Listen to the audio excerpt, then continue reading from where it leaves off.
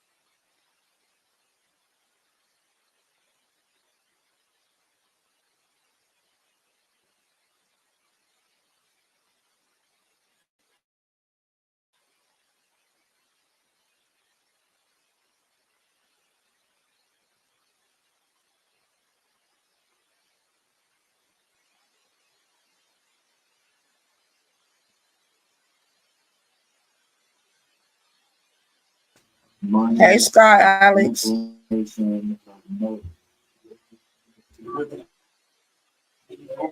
Hey, guys, man.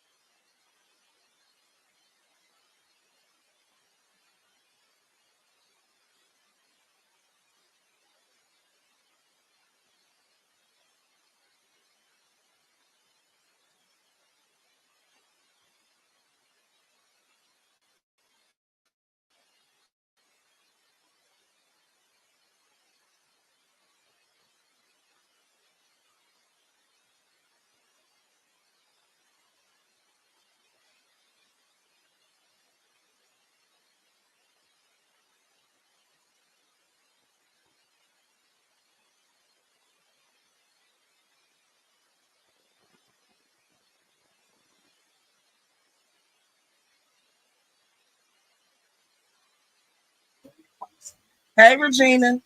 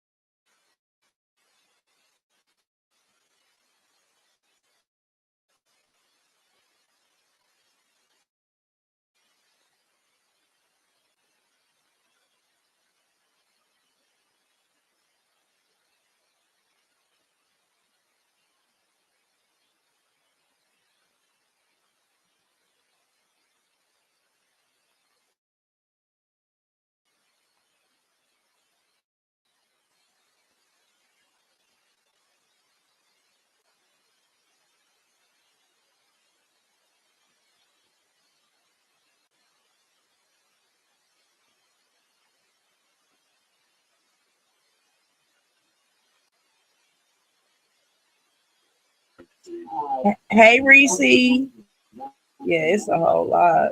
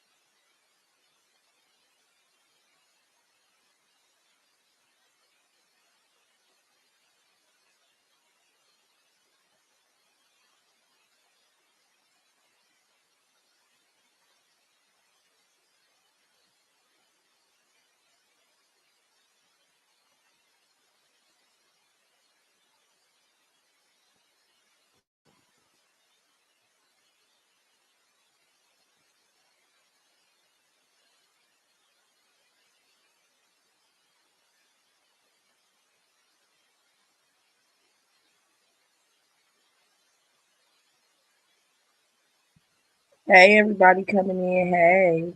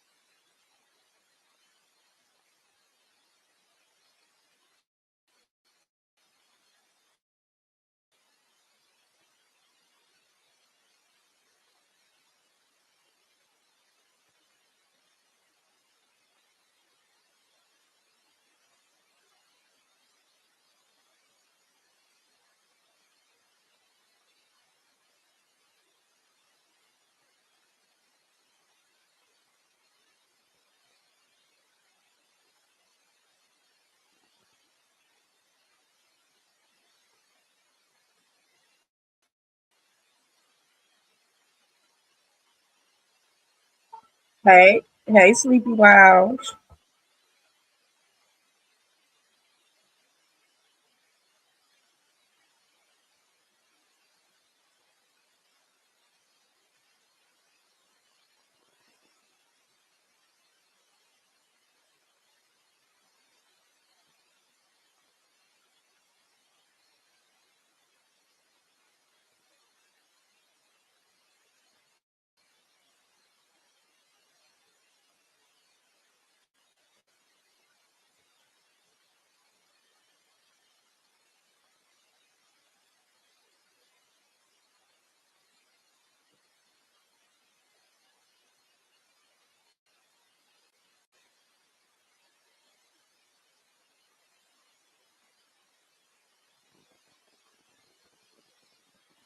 Oh, I miss you too. Miss you too.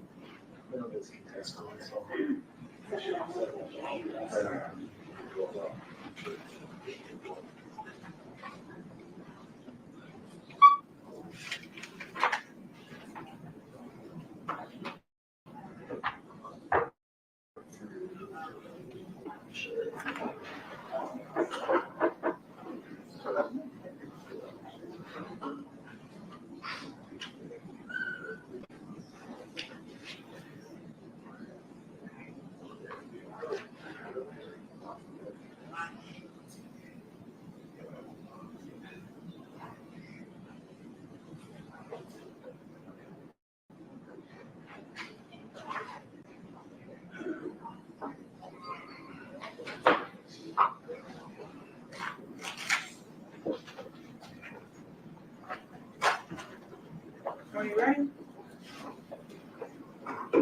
We got anything we need to take up before we bring the jury in? Just real quick, Judge. Let's go back on the record. Court's back in session. Just put 2 things or 3 things on the record. The next witness is anticipated to be Cornelius Smith. Okay. In custody. Charged in this matter has an attorney, Mr. Shull, who's present. Instructed him, like I said at the start of the trial, told him I'm not going to ask any questions of him having to do with eliciting any testimony about the crimes that he and Judd allegedly committed together. So I'm staying away from that. I've instructed him with regard to that. Okay.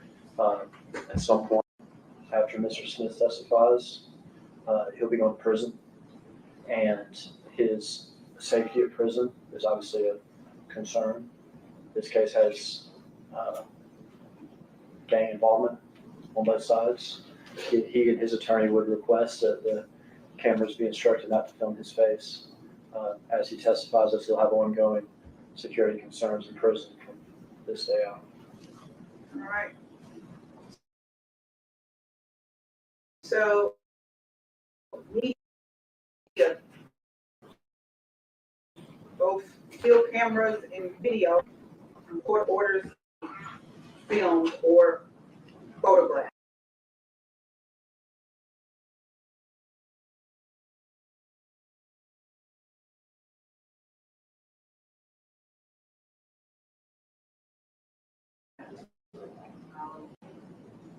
Waist down, the court is okay with. Coming out of there, he should not be filmed. Right. So no pictures of his face at all. Shoes, lower body, court has no problem with, but no pictures of his face. We have ongoing security concerns. Everybody understand? All right. Anything else? Yes, ma'am.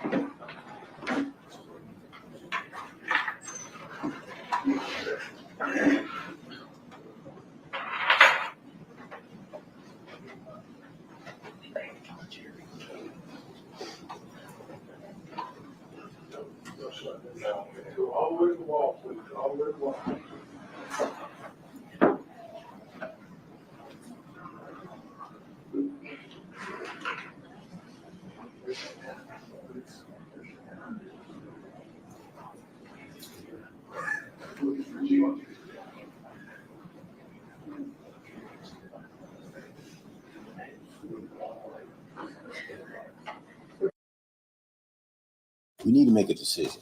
What does the data say?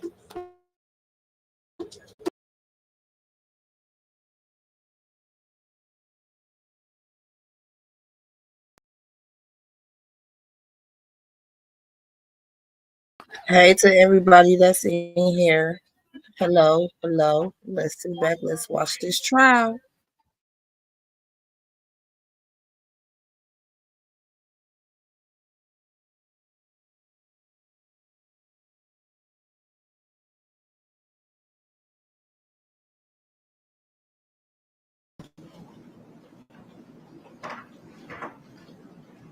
Can everybody check their cell phones now, please, to make sure they're off?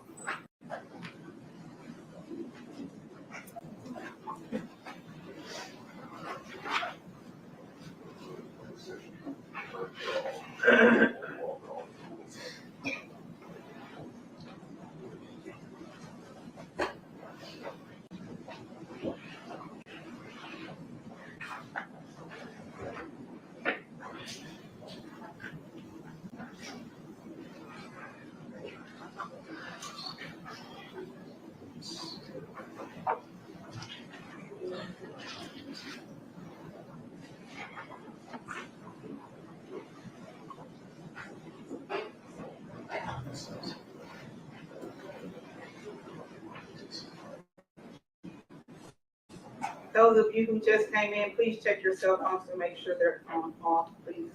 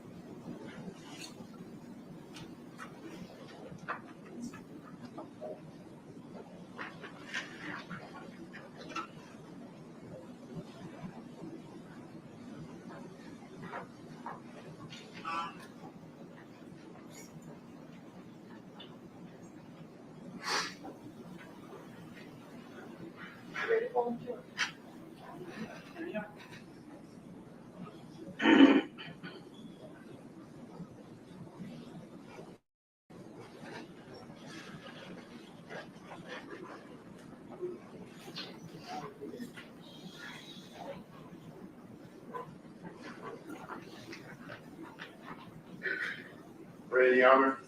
I am. Jury's now entered into the courtroom.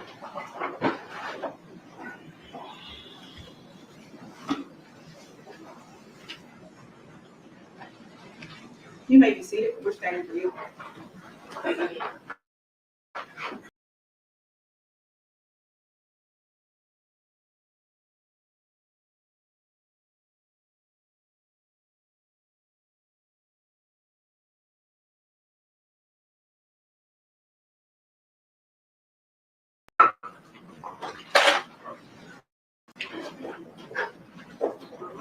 call your next witness. Cornelius Smith.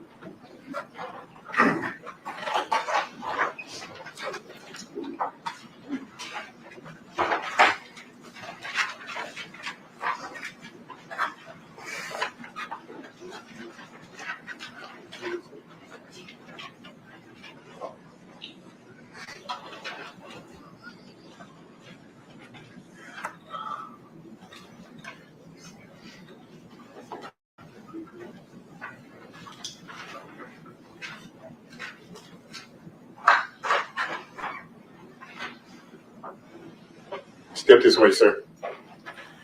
Stand right here. Face your honor, raise your right hand. Do you swear or affirm to tell the truth? Yes, ma'am. Have a seat.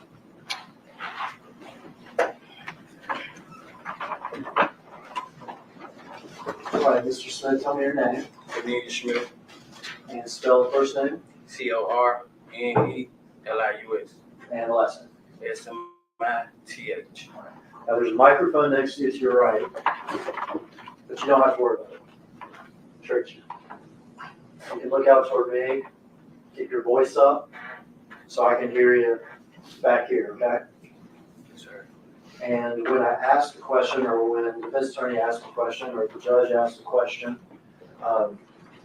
you gotta verbalize your answer, okay? So shaking the head and everything, I know what it means, Yes, sir. but she's taking down what you say, and so we need it like that, Yes. all right? How old are you? I'm 34. Where are you from? I'm from Memphis, Tennessee. What neighborhood? Like on behind here. Okay. Like what streets did you grow up on? Off Lamar and Sims. All right. You got a family? Yes, sir. I have 5 children still living. I lost my son in March of 2020. Okay. And let's talk about 2020 because, well, that was a terrible thing, right? Yes, sir. How old was he? He was 9 at the time. And that had an impact on everybody, Yes, sir. had an impact on you. Yes, sir. It caused you to take up some old habits. Yes, sir. I went back to popping pills and not caring about nothing. Before 2020, were you working? I worked in schools in Germantown. What'd you do for the schools in I was a Germantown? janitor. Did you do good at that job? Yes, sir. Your son dies, you say you start popping pills. Yes, sir. Oxycodone and ecstasy. Street drugs. Yes, sir. Did you start hanging back in your neighborhood? Yes, sir. Start hanging around a lot of old friends. All right. Some of those old friends trouble? We all in trouble. I'm gonna say that. We all in trouble. And I'm looking here, Cornelius, at your criminal record. You were convicted of aggravated assault in 2011, is that correct? Yes, sir. Convicted of misdemeanor drugs in 2014? Yes, sir. I'm sorry, 2012. 12. Case started in 2011 and ended in 2012. Yes, sir. That was misdemeanor drugs. Yes, sir. And then resisting official detention in 2014. Yes, sir. That's same Cornelius Smith. Yes, sir. And you're presently charged in this case with conspiracy to commit murder and with murder. Is that correct? Yes, sir. And you have an attorney in this case. Is that correct? Yes, sir. And is he in the courtroom? Let me get out of your Yes, way. sir. Okay. What promises have I made to you with regard to your testimony today? No. Have I told you that you're not going to testify and walk out of here? Yes, you told me that. Do you know that you're going to prison? Yes, sir. Have I told you that it's very important, though, for you to tell the truth? Yes, sir. I told you it's important to tell the truth because I said so, Yes, sir. and because the judge will evaluate whether or not you told the truth. Right. And have I told you it's in your best interest to tell the truth? Yes, sir. Are you here to tell the truth? Yes, sir. I want to skip forward. Okay? We're going to go back to everything, but I want to skip forward. Tell me about the day that you were arrested for this case. It was my daughter's birthday, actually. And I was out. I had took her some cake and ice cream to school for her birthday. And the U.S. Marshals they were trailing me the whole time. I didn't know that they were trailing me because I had saw Govan the day before. And he was telling me that, police was on to us or whatever. And he asked me when the last time I spoke to Justin. And he was saying, I was like, it's been a minute. So he was like, they just ran in Justin's spot the night before. And he said that they been shooting at him and that I need to get rid of my phone because they own us. And the next day, I was locked up. Like, Police Police captured was on you? me Police captured you that day? the next day. Did they get your phone that day from you? They ain't get it from me. I left it with my children's mother or whatever. They get your phone from your children's mother? Yes, sir. So you didn't throw it away like Govan told you to? Nah, I ain't threw it away. I gave it to her. Now, when the police first arrest you, I mean at the very start, do you say, hey, I want to tell you the truth about this whole thing? No. I ain't never did it. Okay. Did they interview you right after they arrested you? Yeah, they interviewed me in Mississippi. Okay. Did you tell them the truth or the lie? I told them a lie. Okay. At some point after you're arrested, did you decide to tell the truth? Yeah, once I came to my senses and Justin had wrote me a kite. Somebody Justin. So let me tell you, when you hear another lawyer speak up and object, that means you stop talking. Okay? And you'll be instructed to either move on or to another question. Okay? And I think some objection is going to be is hearsay. So let me try to get you. Let's try to back up, okay? So you said after you arrested, you came to your senses. Is that correct? Correct. And you say that Justin, is that the defendant in this case, Yes, sir. had written you something that you called him. A kite. Okay. Okay. Without saying what was in that kite, and that's a letter, is that right? Yes, sir. Without saying in that letter, after you received that letter, did you decide to tell the truth? Right. And what did you do once you decided to tell the truth? I had spoke with my lawyer. And thereafter, have you met a few times with detectives? Yes. And have you met, if we count those 2 minutes right back here, I guess 3 or 4 times with me, is that correct? Yes. Would it be fair to say you did that because you realized you had been caught? Yeah, I've been caught and I got a conscience too. Now they don't with my senses. Yeah, I got a conscience.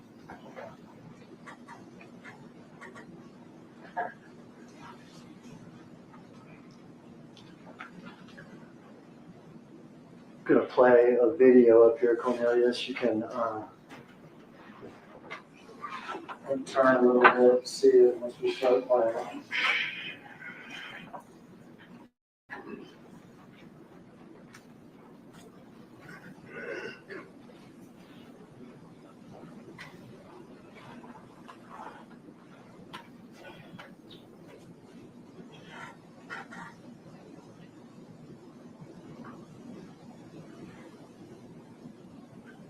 For the record, you're playing what's Will been be, marked as, or will be marked as exhibit number 5. you can stop it right there. All right, Cornelius, what are we looking at?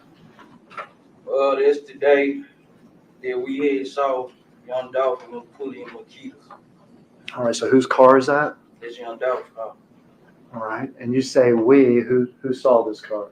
Me and Justin. Well, let's back up then and tell me how you know Justin. Do go van. All right, and who is Govan? Hernandez go van quick. We know about quick. Okay, who is Quet? Associate. All right, you say associate, is he younger or older than you? Older. What neighborhood does he hang out in? Orange Mountain. Does he live over there? Yes, sir. He did. Do you know what street his house is on? Brad. You familiar with that street? Yes, sir. Did you ever buy drugs from Mr. Govan? Yes, I brought ecstasy. Okay, would he sell you ecstasy pills? You ever heard the term like old head? Nah. Okay. Would you consider him sort of a older criminal figure in the neighborhood? Yeah, I call him like a bro. Okay. Did you have another guy in that neighborhood you used to hang out with too? Yeah, Big Bobby. Big Bobby. Is that Bobby Carter? Bobby Carter, yes, sir. How often would you be over there on Bradley Street? I know that's just about every day. Okay. So this was a hangout area, and you would buy ecstasy from Quet. Quick. All right. How is it that you met Justin through Quet? Just, like being around, basically. Being around. Would Justin be around Quet too? Yeah, he'll be around quick. Do you know why Justin would be around Quet? They look at each other like brothers.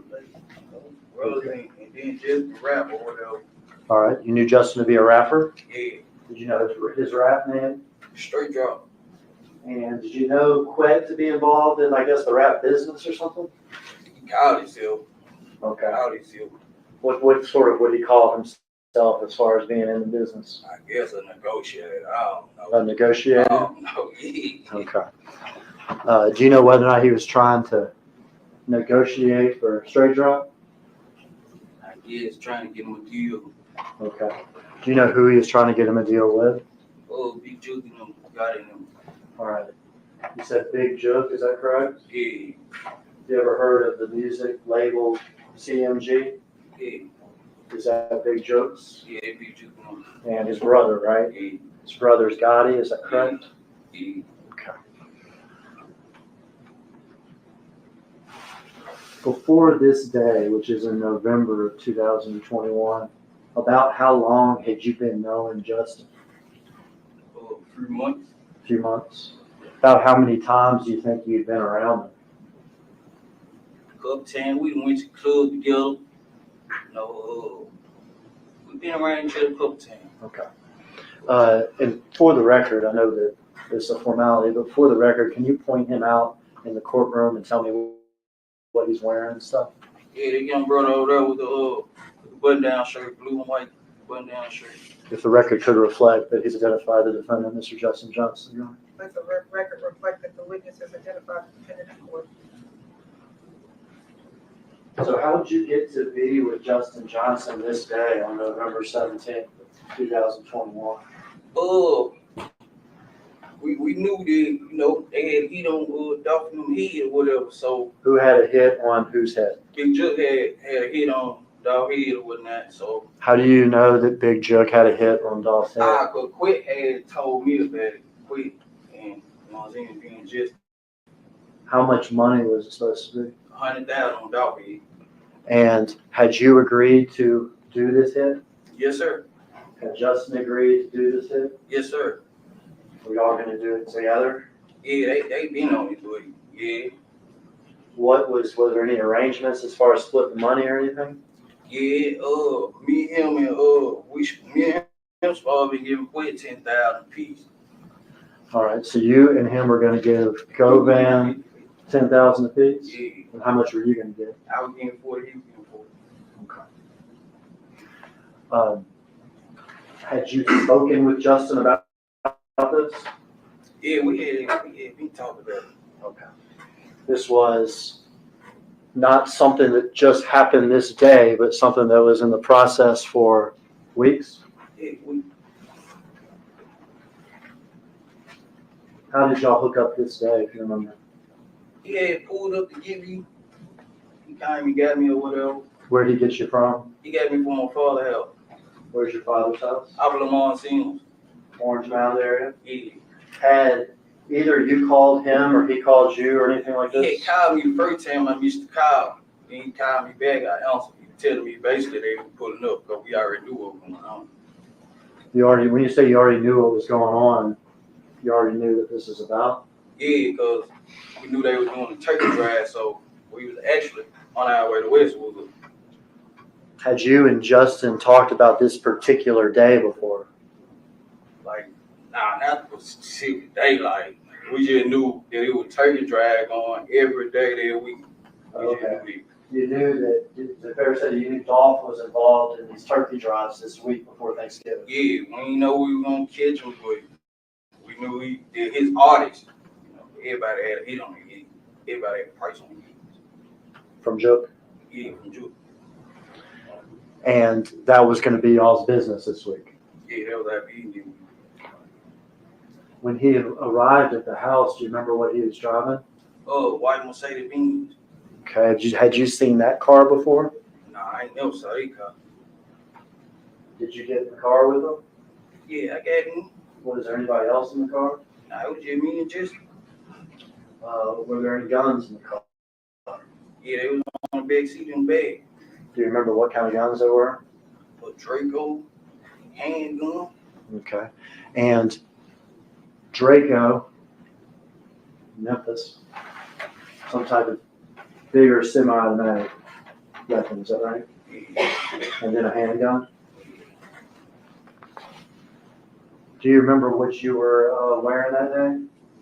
I had on some gray sweatpants, orange and white Jordan 1, and a blue Gap hoodie The blue Gap hoodie with a do-rag on. with the do-rag on. Did y'all have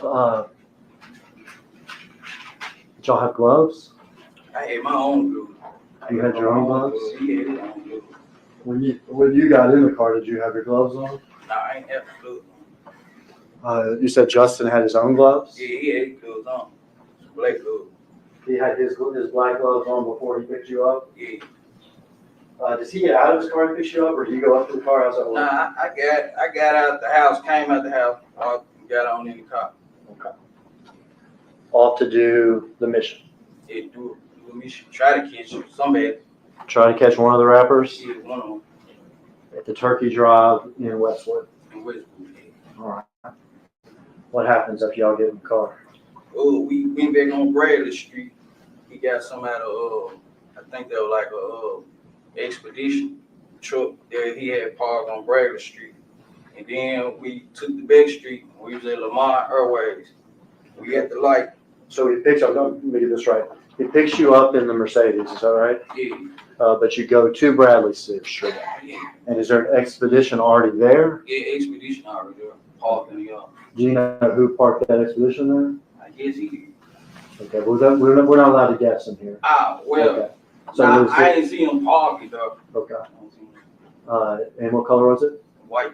The white expedition. Yeah, white. Did y'all do anything when y'all went to Bradley Street at that point? He got some out the truck and then jumped back in the car. I got you. So he gets out of the Mercedes at Bradley Street, goes into the expedition and gets something, Yeah, and comes back. come back. Do you know what he got? Nah, I don't know. Are y'all talking at this point? Nah, we wasn't talking, like, cause he was on the phone at first, then he hung it up, but we wasn't talking about, it. Now, y'all were cool with each other, is that right? You and Justin? Yeah, He gets back in the white Mercedes. he get big in the white Mercedes, and we take the back street, and get you and stuff to, we was at Lamar Airways. We finna get on the expressway, going to the expressway. Okay. Bradley to Dedrick, is that what you said? Yeah, And then y'all are going to get on the expressway. yeah, we finna get on the expressway on Airways. Okay. But when and this is Airways that we see. Yeah, this Airways. Okay. What happens once y'all get to Airways? We at the light. Y'all can come clean across the light. How'd y'all know it was Dolph? Everybody know, hey, Kai, on T cars and stuff. Yeah. People in Memphis knew about that rap, right? Yeah, Camouflage white and green and blue rap. camouflage. That surprised you? See him like that? Yeah. Did you say anything or did Justin say anything? We was like, there go dog right now. All right, what did y'all do? We received the trailer. Received the trailer. So y'all are following him on Airways? Yeah, right over the street. And you saw the first part of this video, didn't you? Yeah. Did you see him pull off here to the cookie store? Yeah, he pulled in the cookie store. What'd y'all do? We made the block. Came with the bad boy. I jumped out. We started shooting. All right, well, let's back up here though. We saw him pull off of Airways to here, is that right? Yeah, Y'all, can you see my little pointer? yeah. Y'all would be traveling this direction on Airways, is that right? And did y'all do a crazy U-turn or anything, or what'd y'all do? Nah. We came with the back street. Following the clickers is what y'all did? Yeah. Okay. We went to the light, made loop around. Did you see him get out of his car like this? Nah, I ain't seen him get out the car. Okay.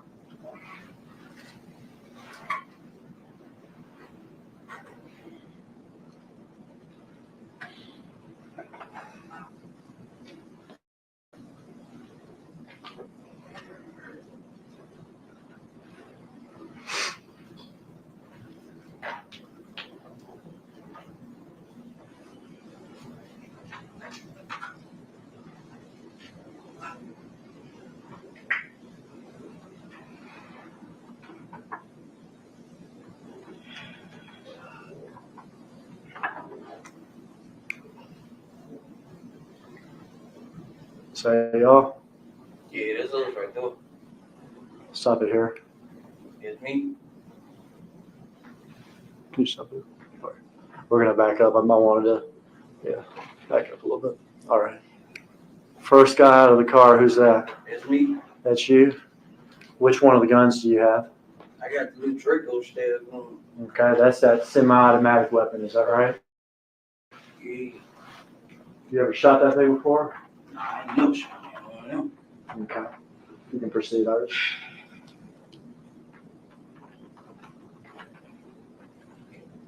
That's your Gap hoodie, is that right? Yeah, it's me. That's you. Who are you shooting at? I don't. All right, now back it up again, Miss Iris, if you would.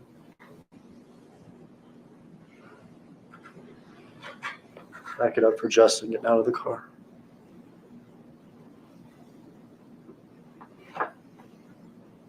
All right, who's the second person here that got out of the driver's side? It's just He's got the smaller handgun, is that right? yeah, bad baseball hat, bad pro baseball hat. You're firing this crazy thing. What you see? What are you feeling? I wouldn't feel nothing at the time, but I ain't gonna even let it. I won't feel nothing at the time. I was just, trying to get some money. Trying to get some money? Bet you probably would have wasted on oxycodone and ecstasy. Trying to do something. You shot that gun a bunch? Right in there? Right then and there. Yeah, I can't tell you how many times I shot out. Aiming for Dolph. I ain't know. Was he able to say anything to y'all, or was he able to run or get away at all? I shot through the glass, so I wasn't close up on him. I was shooting through the glass. Okay. I saw him standing by the window. I just got out and started shooting. All right. Proceed till Justin shoots. There with the handgun. Who's that? It's just All right. You proceed. All right, you stop right here. It's Dolph's brother, Marcus. Did you know that he shot back at y'all? I ain't noticed until we pulled out. And there was a bullet hole in my side window. And I told Justin, I'm like, man, I'm hit. He was like, I'm hit too. So I see I'm hit right here on my leg. and I see a bullet hole in my sweater. I said, damn. So we driving out, he was saying he was hit. I'm talking to him, making sure we on wreck, making sure he's straight. I'm like, you alright? He's like, yeah, I'm straight. But the bullet head went in my arm. It was a bullet in my back. I'm gonna back up. You and Justin here are running to the white Mercedes. Is that right? Right. You get in what side of the car? I get on the passenger side.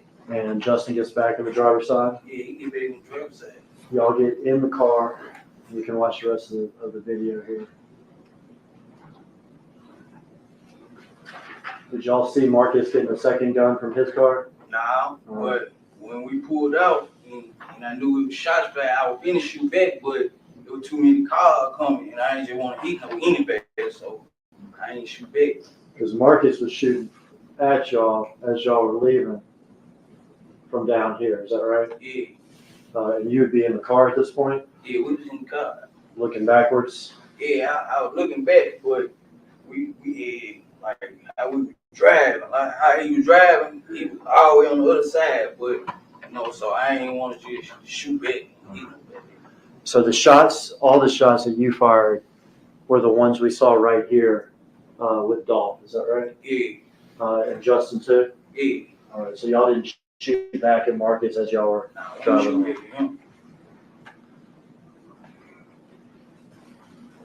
You say you got shot in the shoulder, Yeah, I got hit in my shoulder, in my upper arm, in the upper arm, shoulder area of on my leg. your right and your leg, and you realized you had been shot once you got in the car. Yeah, once I got in the car. Could you still have a scar from when you got shot in the arm? Is that right? Yeah, right here. Mark, I have him step down and display this to the jury real quick. Come on, Mr. Smith. Turn sideways here. Just walk down this way, backwards toward the wheel.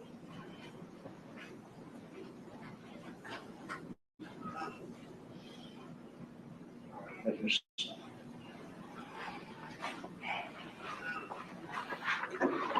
All right, you and Justin jump back in the car. You've been hit in the shoulder On my leg. and in the leg. Justin may or may not have been hit, but said Yeah, something. got scraped on your back. Scraped in the back. All right, what now? Oh, we went back on Bradley Street. Did y'all go to Bradley Street slow or fast? Nah, we went back fast. Okay, fast. We went back fast. We were trying to get caught. So he gave me the keys to the expedition. So He he gave you called the beans. Who gave you the keys to the Justin expedition? gave me the keys to the expedition. Okay. So I moved the truck out the way and he pulled the beans in the yard. So the expedition, was it parked in the driveway of Bradley? Yeah, we walked in the driveway. And he gives you the keys to the expedition? Yeah, You get inside to move it? yeah. And then where does he put the Mercedes? He put it like right there where the expedition in the front yard. Okay, so the front driveway area Yeah. of Bradley, is that right? Right. What do you do next? We jumped in the expedition. We was on our way to the gas station with the FaceTime Juke, let them know that was our work. Who FaceTime Jook? Justin had FaceTime Juke and spelling out dog. You know what I'm saying? Let them know that we did it. And let's back that up. You say, let him know it was y'all's work. Right. You said somebody spelled out Dolph. Who spelled out Dolph? Justin spelled out dog. When you say Juke, spelled out Dolph, what do you mean? right there. Sign language. With Jailhouse sign with, language. Yeah. like this would be an O. But nah, yeah, I think I don't know how to do it, but Okay. something like that. All right, so there was some signing, Yeah. and y'all just took care of Dolph. Was that short call, long call? It was short. Did you hear Jook say anything back? Yeah, he'll get with us when he get done with the kids, or get up on them. He'll get with y'all when, I didn't hear that last part. Get up, or get up with, finish with the kids, or something like that. But he was busy with his kids. Yeah, something like that. Gotcha, but he would get up with y'all after that. Okay. How are you feeling at this point? He point out, I'm hurt because I was shot. Where are y'all's guns at this point? Oh, we had them in the back seat. for the expedition. Okay, so y'all brought them with you from the Mercedes to the expedition? Yeah. Were y'all still wearing your gloves? Do you remember? I don't remember. Okay. So y'all are in the expedition. The FaceTime call with Julik has happened. What do y'all do? Where y'all headed? What y'all saying? We went to the gas station, put some gas in the expedition truck first in the University Music area.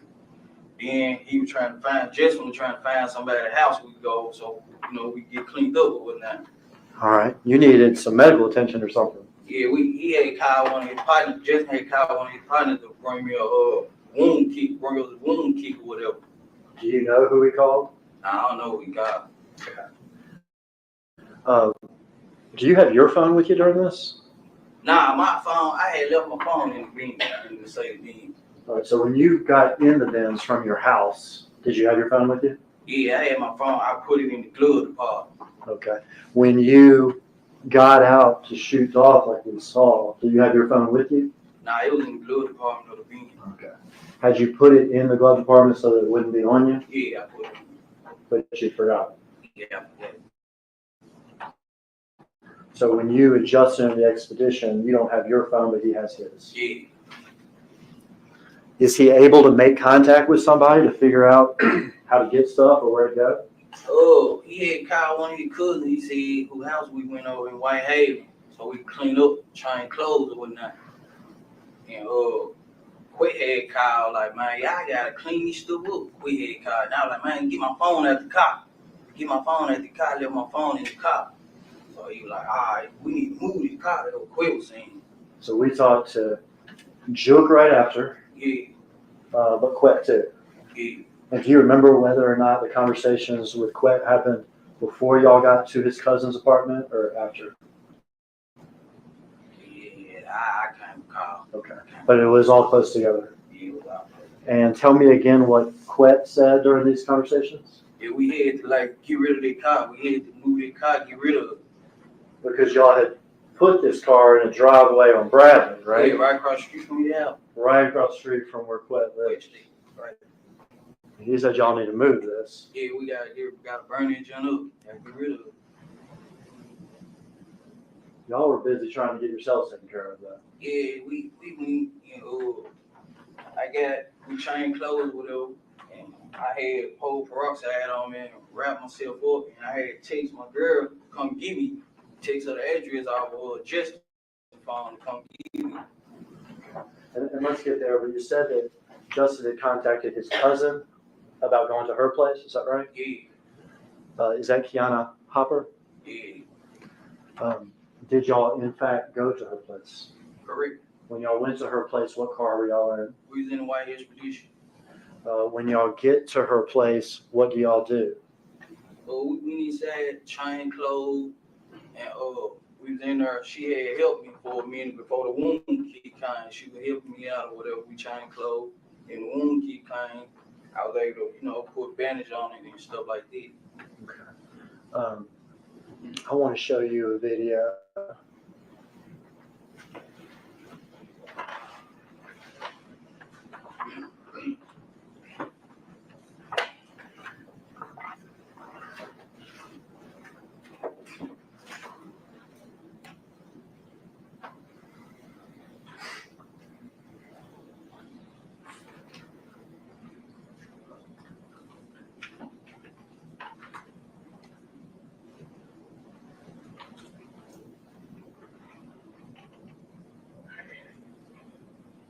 See that person there?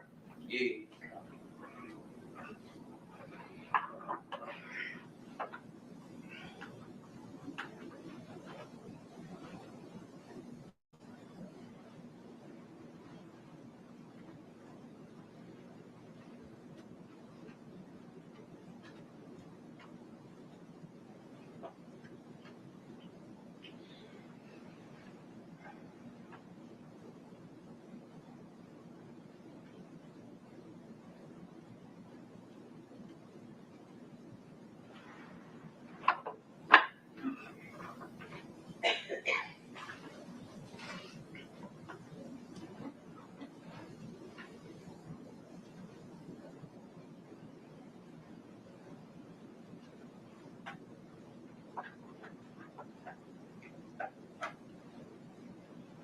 Is that the white expedition? Yeah, that's the white expedition. Who's driving it? I'm driving. This woman that we had seen earlier that walks back, is that Justin's cousin? Yeah, that's her.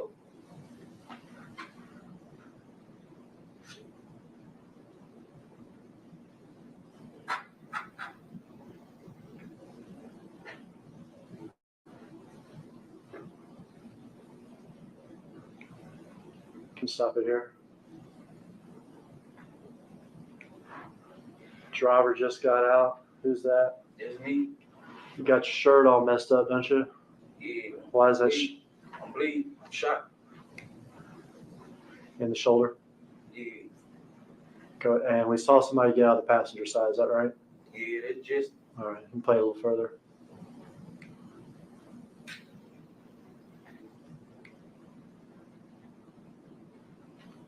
Gray sweatpants, black hoodie, and that hat we saw is Justin. Is that correct? Correct. Same outfits that y'all were wearing during the murder? Correct. Y'all go inside. Tell me what y'all do once y'all get inside. We change clothes. We change clothes.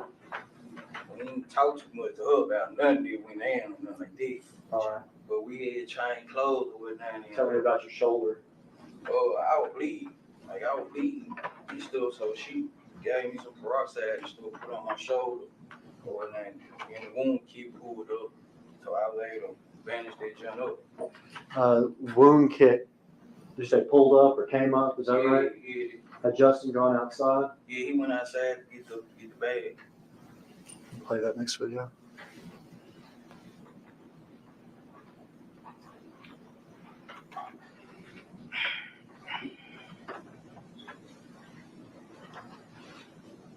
Do you know whose charger this is? Nah, I don't know the charge.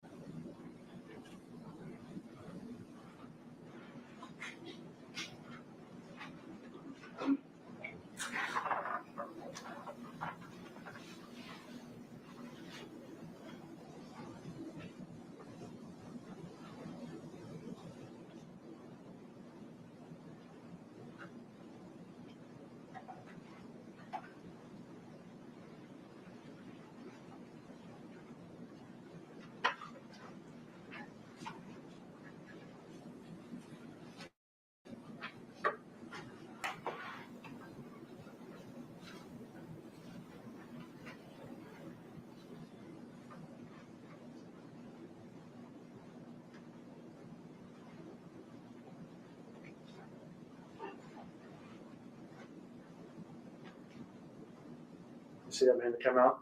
Yeah, Who's that? it just He's taking off the hoodie, is that right? taking off hoodie. He doesn't have the hoodie on anymore, does he? Nah, we had change clothes.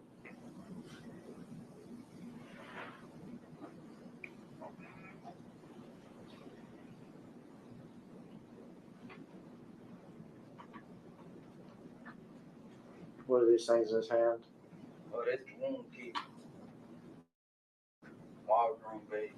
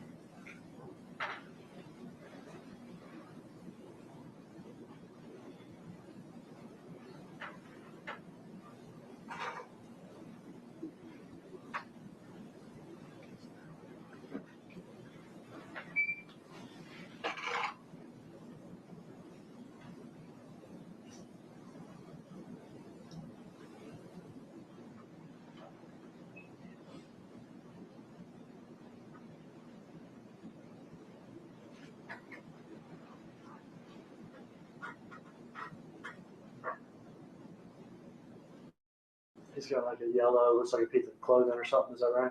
Yeah, And then the wound care bags. yeah.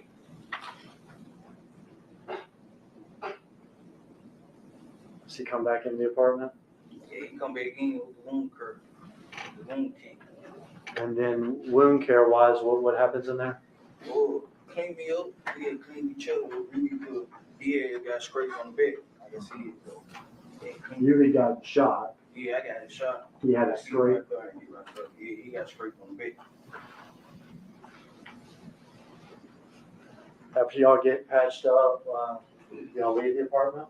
I had text my girl from his phone and sent her the address to come get me. Okay, you had used Justin's phone to text your girlfriend? Right. When y'all talked to Quet and he told y'all to move the car, did you tell him anything about your phone? Yeah, I told him to get my phone at the glove department. And he told me to meet him over at the car wash to get my phone or whatever. Okay. We can play the video of y'all leaving now.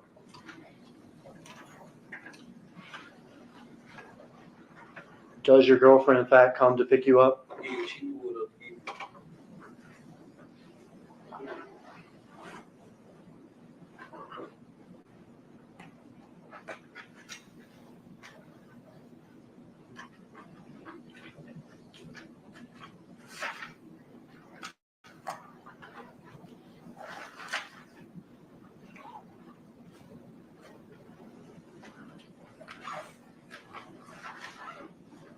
Who's in the yellow hoodie?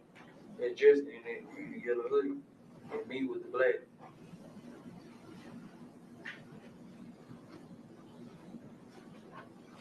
And then Kiana again, is that right? Yeah. You're walking over here. What are you walking to? I'm walking my girl truck that just pulled up.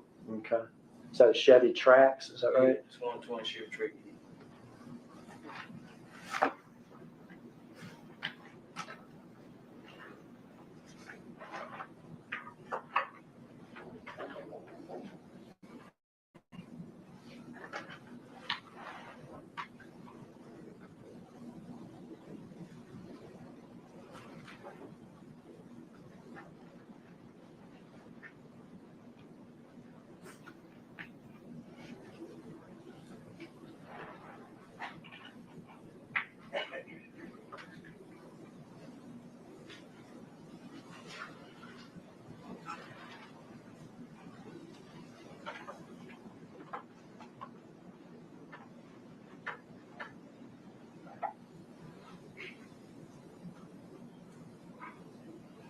At this point, have y'all made arrangements as far as meeting up later or anything like that? Yeah, I was actually finna go get my phone from Quick and go get me some pills because I was shot up.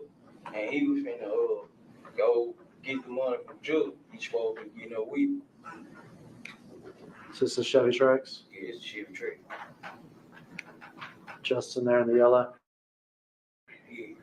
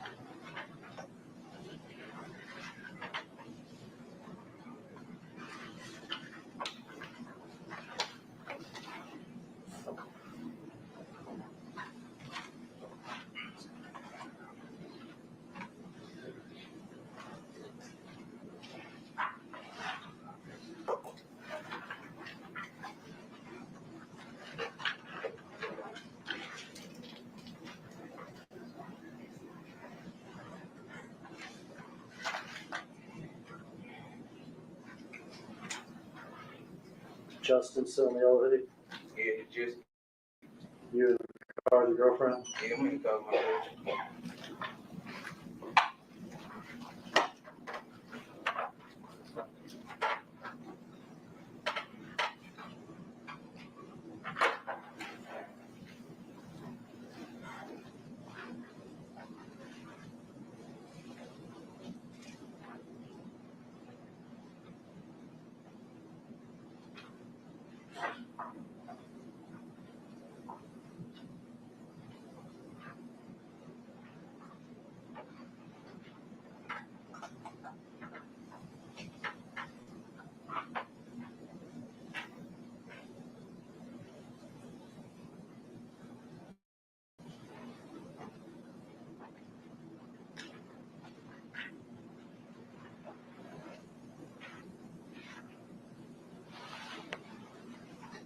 Y'all go your separate ways at this point? Yeah, we go and say, boy, Where do you and your girlfriend go? I went to meet quick, Where'd you meet him at? at the car wash. Is that Pressure World? Yeah, Did you in fact meet him there? yes. What happened when you met him there?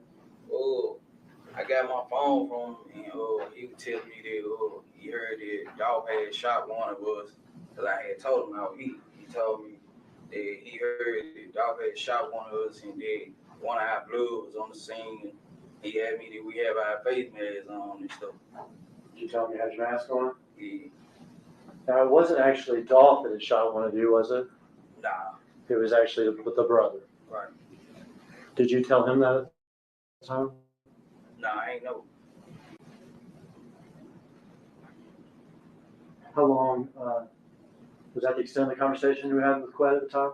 It was third, and then I had left, and he had called my phone, and he was like, he need to holler at me about something else, and he was finna pull up on me over my dad's house real fast, so I waited for him. From the car wash, do you remember where you went? I went to my dad's house. And did he pull up at your dad's house? Yeah, he pulled up at my dad's house. Did y'all have a second conversation there? Yeah, we had a second conversation, and I had asked him to give me some more money, so I give me some more pills. Did he give you some more money? Yeah. Was there anything else related in that second conversation about Dolph's murder or? He was just saying we just gotta get rid of the car. He was saying we gotta get rid of the car and stuff. Quet was saying that y'all need to get rid of the car. Yeah, we gotta get rid of the car. That it was y'all's problem? Yeah, it really was everybody's problem. He was just need to give us the key to that car so we can get rid of the car. Okay. Justin had the keys to the Mercedes. Yeah. Now, when Justin left, did he tell you where he was going? Nah, he ain't tell me exactly where he's going, but he supposed to got up with Juke and got back up with me. Do you know whether or not he actually did get up with Joe? I don't know. When Justin left in the expedition, where were the guns? They was in the truck. In the truck? In the expedition? Yeah. Do you know what happened with those guns? I don't know. Have you ever seen them again at all? I ain't see Justin no more. Did Justin ever tell you what he did with the guns? Nah, Did Quet ever tell you what happened with the guns? nah. You back at your dad's house, but you've been shot in the shoulder. He wanna leave. How do you feel? Messed up. Like, I'm messed up, but I'm trying to go get these pills, but I pop pills anyway, so I know where to snap at. I know how to snap at. Did you find some pills? Yeah, Did you take your pills? yeah. Do you remember that night? Did you sleep good? Sleep bad? How were you? I had passed out the night. I had blacked out in the bathroom from losing too much blood or whatever. Okay. But my girl had got me back up and stuff like that. Were you worried about your physical condition? Nah, I wasn't worried because I knew long as I wasn't bleeding out the mouth that I was okay. Long as I ain't no blood coming from my mouth, I'm straight. I've been shot before, so I was straight. So Was your girl worried about you? yeah, she was worried. She was worried. I was just trying to get my money. Were you afraid that the police maybe knocked on your door? Nah, I wasn't think about none of it, to be honest with you, because, I thought, if the car was gonna be out the way, stuff like that, like, I won't worry about none of it. I ain't gonna even lie to you. This was a car that wasn't connected to you. Nah, when the car, Y'all wore gloves. yeah, we had them gloves, The guns were gone. right? This happened really fast, Yeah, in and out. ain't nobody expecting to be me, so. And I'm nobody beefing with them, expecting it to be you. Is that what right? you said? I wasn't beefing with them. And that's true. You didn't have a beef with Dolph, did you? I ain't even know dog. I ain't even that. I ain't had no beef with nobody. Never met him a day in your life. Never met him a day in my life. I just wanted the money.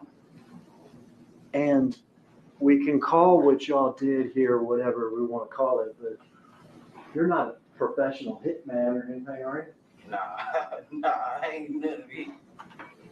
But y'all got offered money Yeah, for money. by somebody more powerful than y'all. Yeah, $40,000 is a lot of money to you. at the time it was. It ain't. But at the time, it was. My condition, it was. In 2021, Yeah, when you were on the streets, ecstasy, oxycodone, your son had died some months before. $40,000 is a lot of money to you, it was at the time. even to do this bad thing.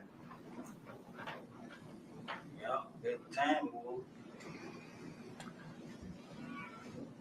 After we go our separate ways, do you stay in touch? Do you and Justin stay in touch? Well, I was hitting them up or whatever, trying to see what my money was. You know what I'm saying? He was telling me, Juke said, too hot right now. He gonna get with us and all that, too hot. Then, I had, like, when they found the car, before they found the car, Quay had gave me some money to buy a car cover to cover the joint up. Because this car, you're talking about the white Mercedes? Yeah, the white Mercedes. It's left in the driveway of Bradley, is that right? Yeah, Justin had somebody to push it back then. It was in the back then. Okay, so it went from the driveway of Bradley To the backyard. to the backyard of Bradley. Yeah, But it was still just sitting there. yeah. So Quick gave me some money to buy a car cover the joint up. Saying that they found it. Had up to that point, other than it being pushed in the back, first of all, did you push it in the back or somebody else? Now somebody else pushed it in the back. Did you go back to the car at all? Yeah, I went back, wiped it out. I said, wipe me down. Cleaning it. He couldn't. So you were worried that maybe you left evidence in there. Yeah, I worried. Because I know I opened the door with no gloves on. And when you cleaned it off, was it daytime or nighttime? It was nighttime. So your nighttime on Bradley, Yeah. cleaning out this Shot it Mercedes. and everything. Yup, shot it And in. been shot in the shoulder. Yeah. When you cleaned it down, was it still in the driveway or was it in the Nah, back? it was in the backyard when I cleaned it down. So it had already been pushed to the back. Yeah. Did you take anything out of the car? Nah, I ain't taking it. Wiped it down and left. Yeah, wiped down and left. You were describing staying in touch with Justin, is that right? Yeah.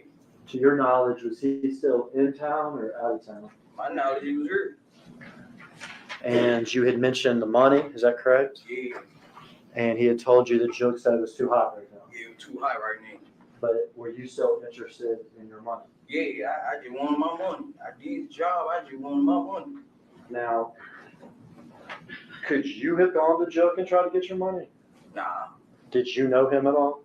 I had met with him, but I ain't have no number on him. How many times had you met with Joke? Just one time he quit out. At Quet's house? Yeah, he quit out. And when did that happen? Before or after Dolph was killed? It was before.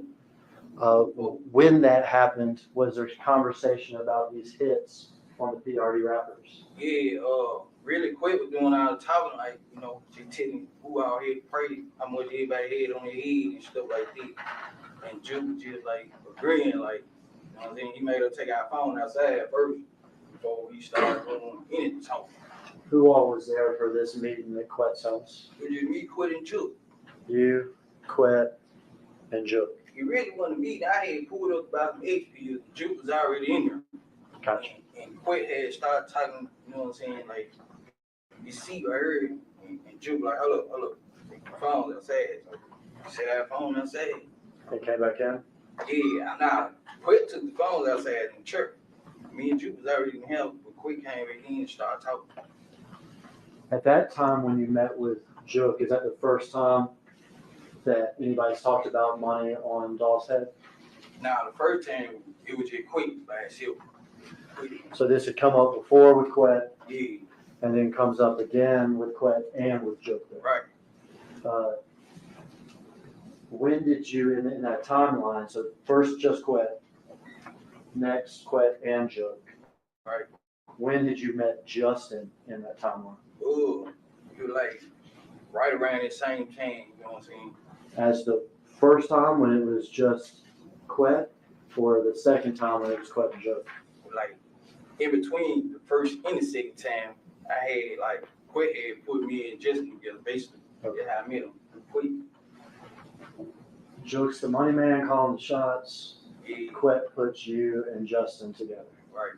And you and Justin are cool with each other Yeah. and interact with each other over the months. You said at least 5 times. Yeah, something like that. You're trying to, now we're back after the murder, you're trying to get your money. Right. You're having conversations with Justin, is that correct? Yeah, I would take his phone like, you know what I'm saying?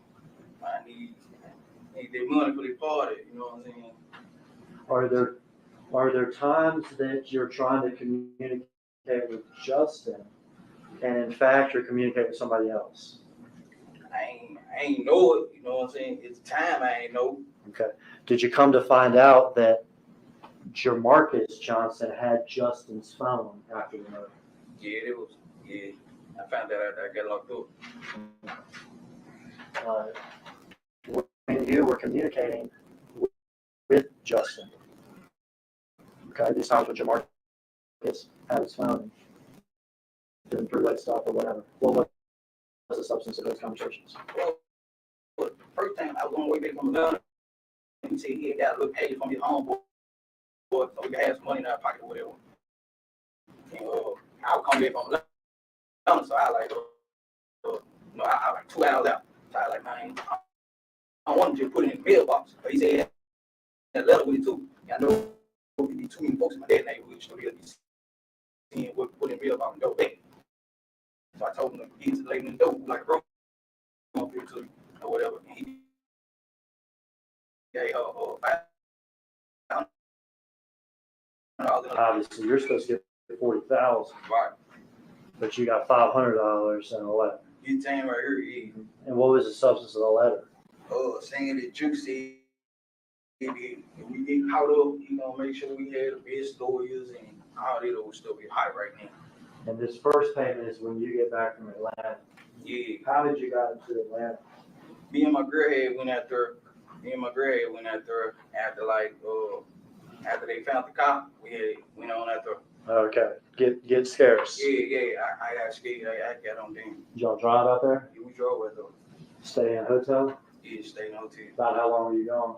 I was gone a couple days. I ain't had any more money on me. Run out of money, you gotta come back. Yeah, I gotta come back. And you come back, do you pick up that money from the old woman? Yeah, I picked up the money from her, and I saw how much it was. I'm like, hell, you know what I'm saying? Like, You could spend that on pills in one day, I bet. yeah, it's over. Yeah, that is. What'd you do with the letter? I flushed down the toilet at the hotel room.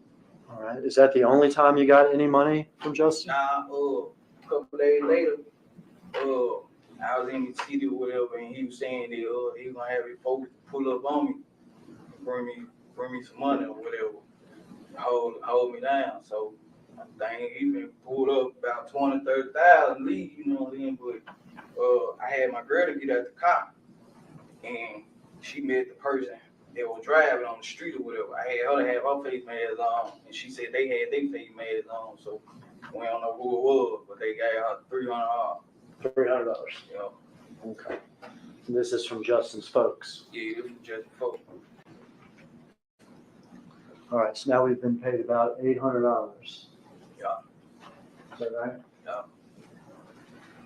Yeah. Is there any other payment coming? Nah, all the payment stopped, man. All the payments. Everything stopped. Is there any time that you or your girlfriend or anybody received a large payment? Nah.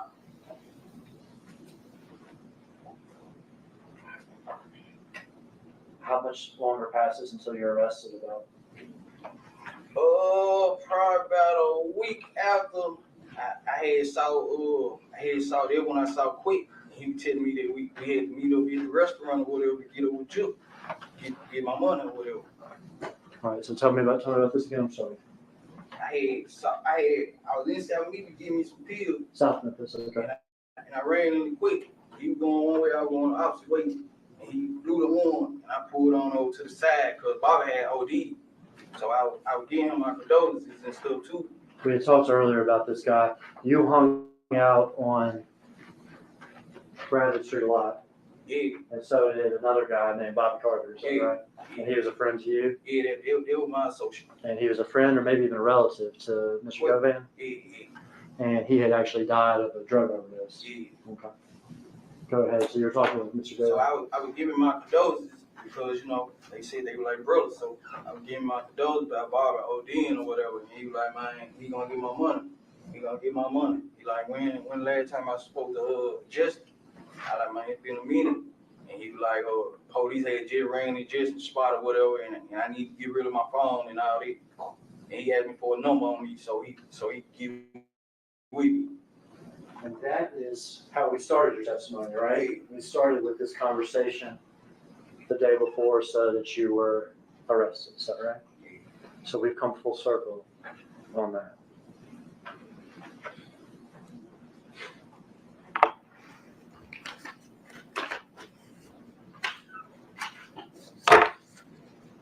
I have some still shots and photographs I want to pass to you. Ask you what's in here, Mr. Smith. Council signature on it.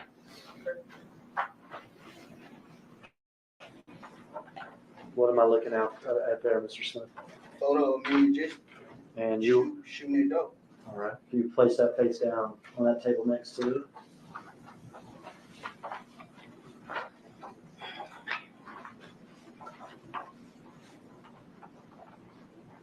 Photo of me and Justin running away from the shooting after we got done shooting it dope.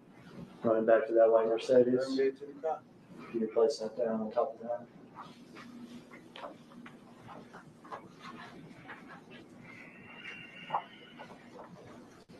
Photo of me and Justin in Whitehaven, going to get cleaned up after the shooting. Part of that video we watched. Yeah, And are you the one with the messed up shirt? yeah, I got my shirt up. I got my hoodie up, my blue hoodie up. I got one of my arm, his arm, I ain't leaning down like this because I'm shot. Put that face down.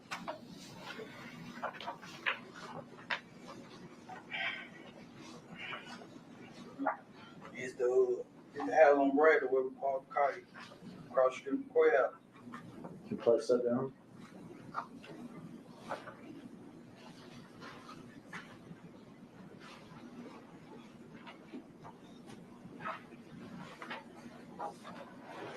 It's the car we was in when we saw Dolph and them, and when we did the killing. And is that when it's in the back of Bradley? Yeah, this where it lived when I went and wiped it down in the backyard of Bradley Street. You place that face down. Now this house that was across the street from Quest, had there been a rap video filmed there? Yeah, Justin had shot a rap video there. Justin shot a rap video actually in front of that house. Yeah, from the house. Now, were you actually in the rap video? Yeah, I was in that video.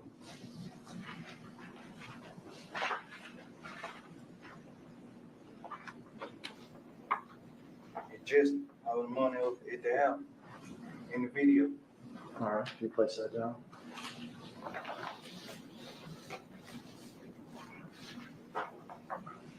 I'm sorry.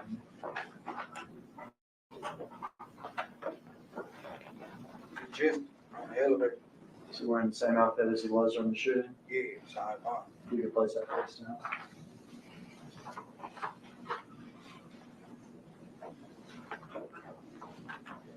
It just on the elevator. You can place that face down.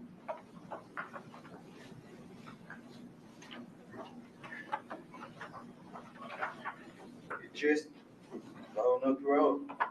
Loading up to roll. Yeah, road. He's got his luggage and he's ready to get out. Got his money. Yeah, Find this photograph. that be just. And to your knowledge, is Big Joke now deceased? Yeah, you can see. All right, I have those marked as X number of exhibits. Okay.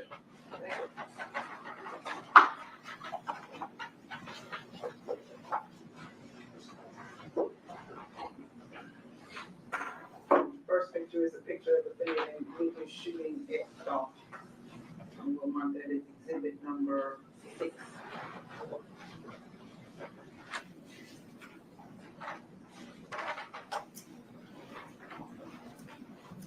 Next picture is the witness in whom he is identified as defendant running away from the scene. Exhibit number 7. The next photo is a picture of 3 people with the white expedition parked outside of what appears to be a apartment complex. We'll mark this as exhibit number 8.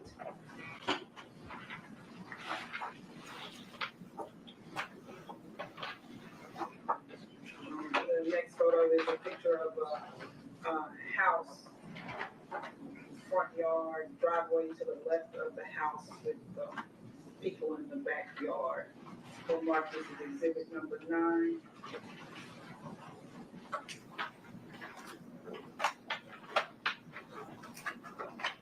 Next picture is a picture of a white Mercedes. We'll mark this as exhibit number 10.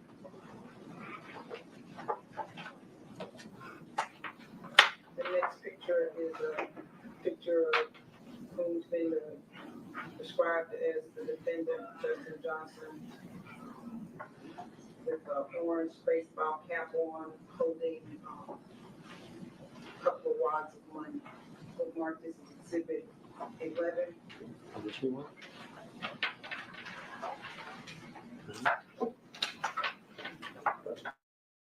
The next picture is who the witness has described as Justin Johnson standing in the elevator. Mark this as exhibit number 12.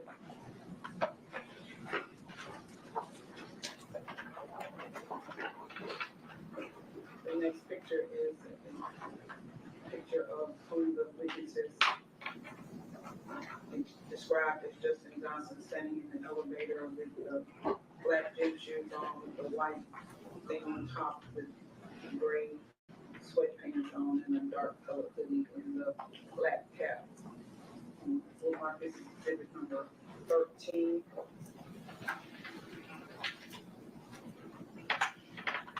The next picture is what the witness has described as Justin Johnson in his yellow sweatshirt standing on the outside of the elevator with packed luggage. We'll mark this as exhibit number 14.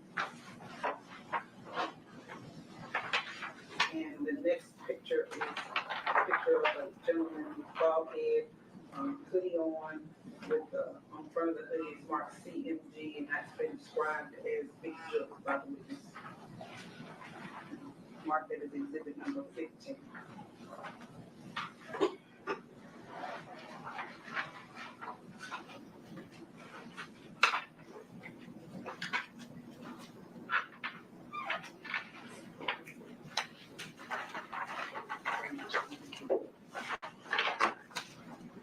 Permission to publish these after asking some questions, Your Honor. We're going to order for the record, start with 6.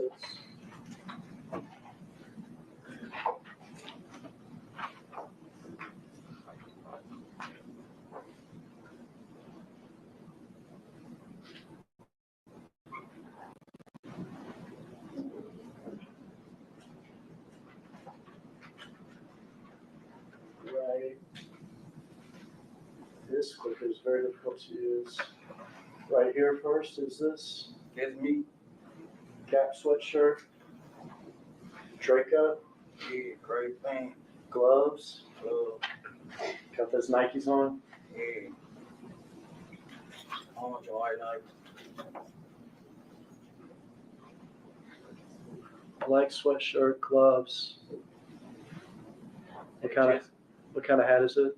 A bad pro? That's Justin.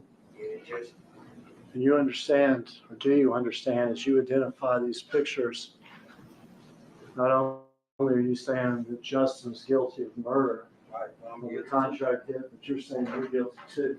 Yes, sir. Isn't that truth? Yes, sir.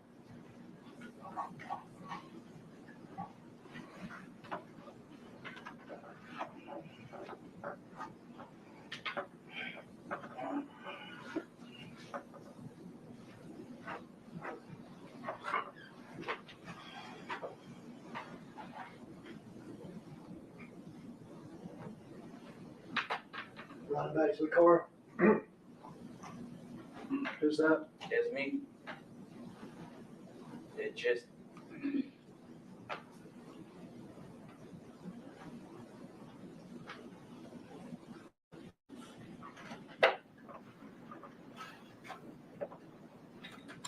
Have 2 lane apartments. yeah. That's me. Like, it just And the third person? as it could.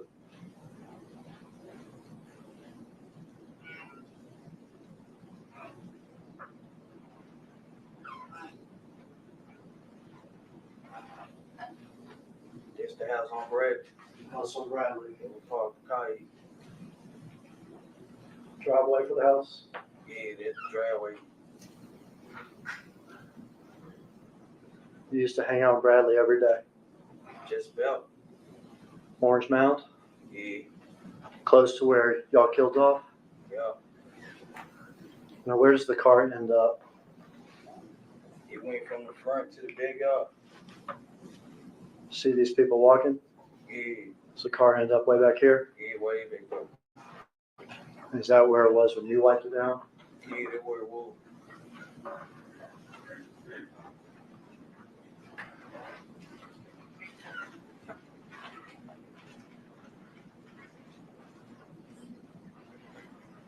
In the car? Yeah, that's the car. Now, had you ever seen Justin in that car before? I ain't know something in the car. Do you know how he got the car? I don't know. Do you know when he got the car? I don't know.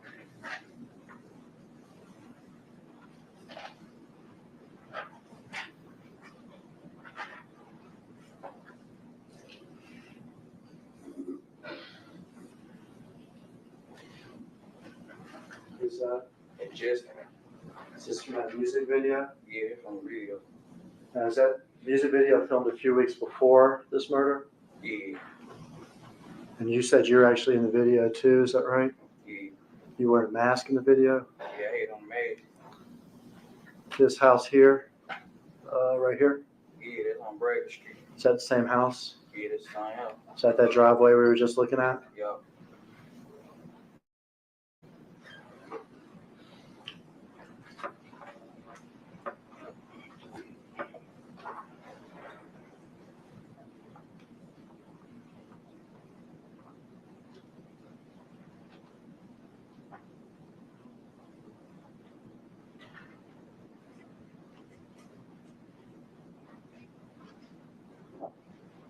Is that It's just, the same outfit as when y'all committed the murder? yeah, it's the same thing.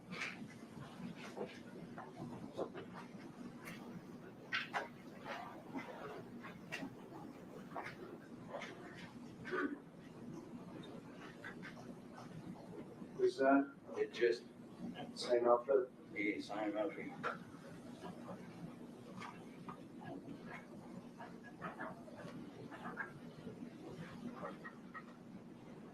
It's just, oh, no, please. Oh, not to leave.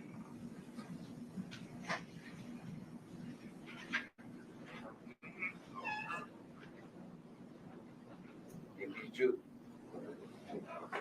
CMG, Big Joe. Yeah. For the record, Mr. Hackerman went through those exhibits in order. Thank you, ma'am.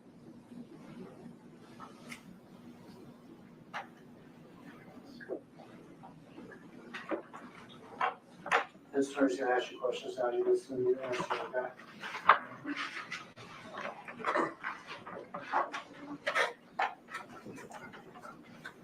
Mr. Evans, I think we need to take about a 10-minute break. Yes, Your Honor. Come back and come out. Ladies and gentlemen, let's take about a 10-minute break, something very quick, allow you to refresh yourselves, and then we'll come back.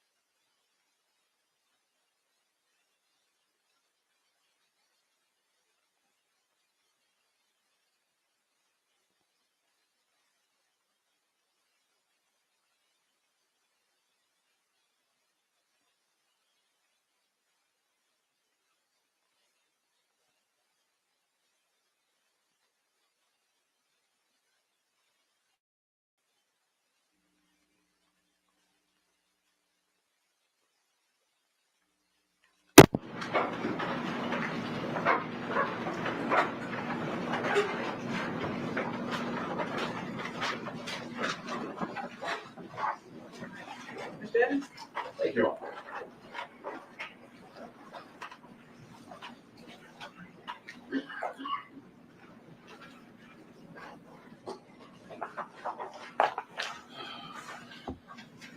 Good afternoon, Mr. Smith. Good afternoon.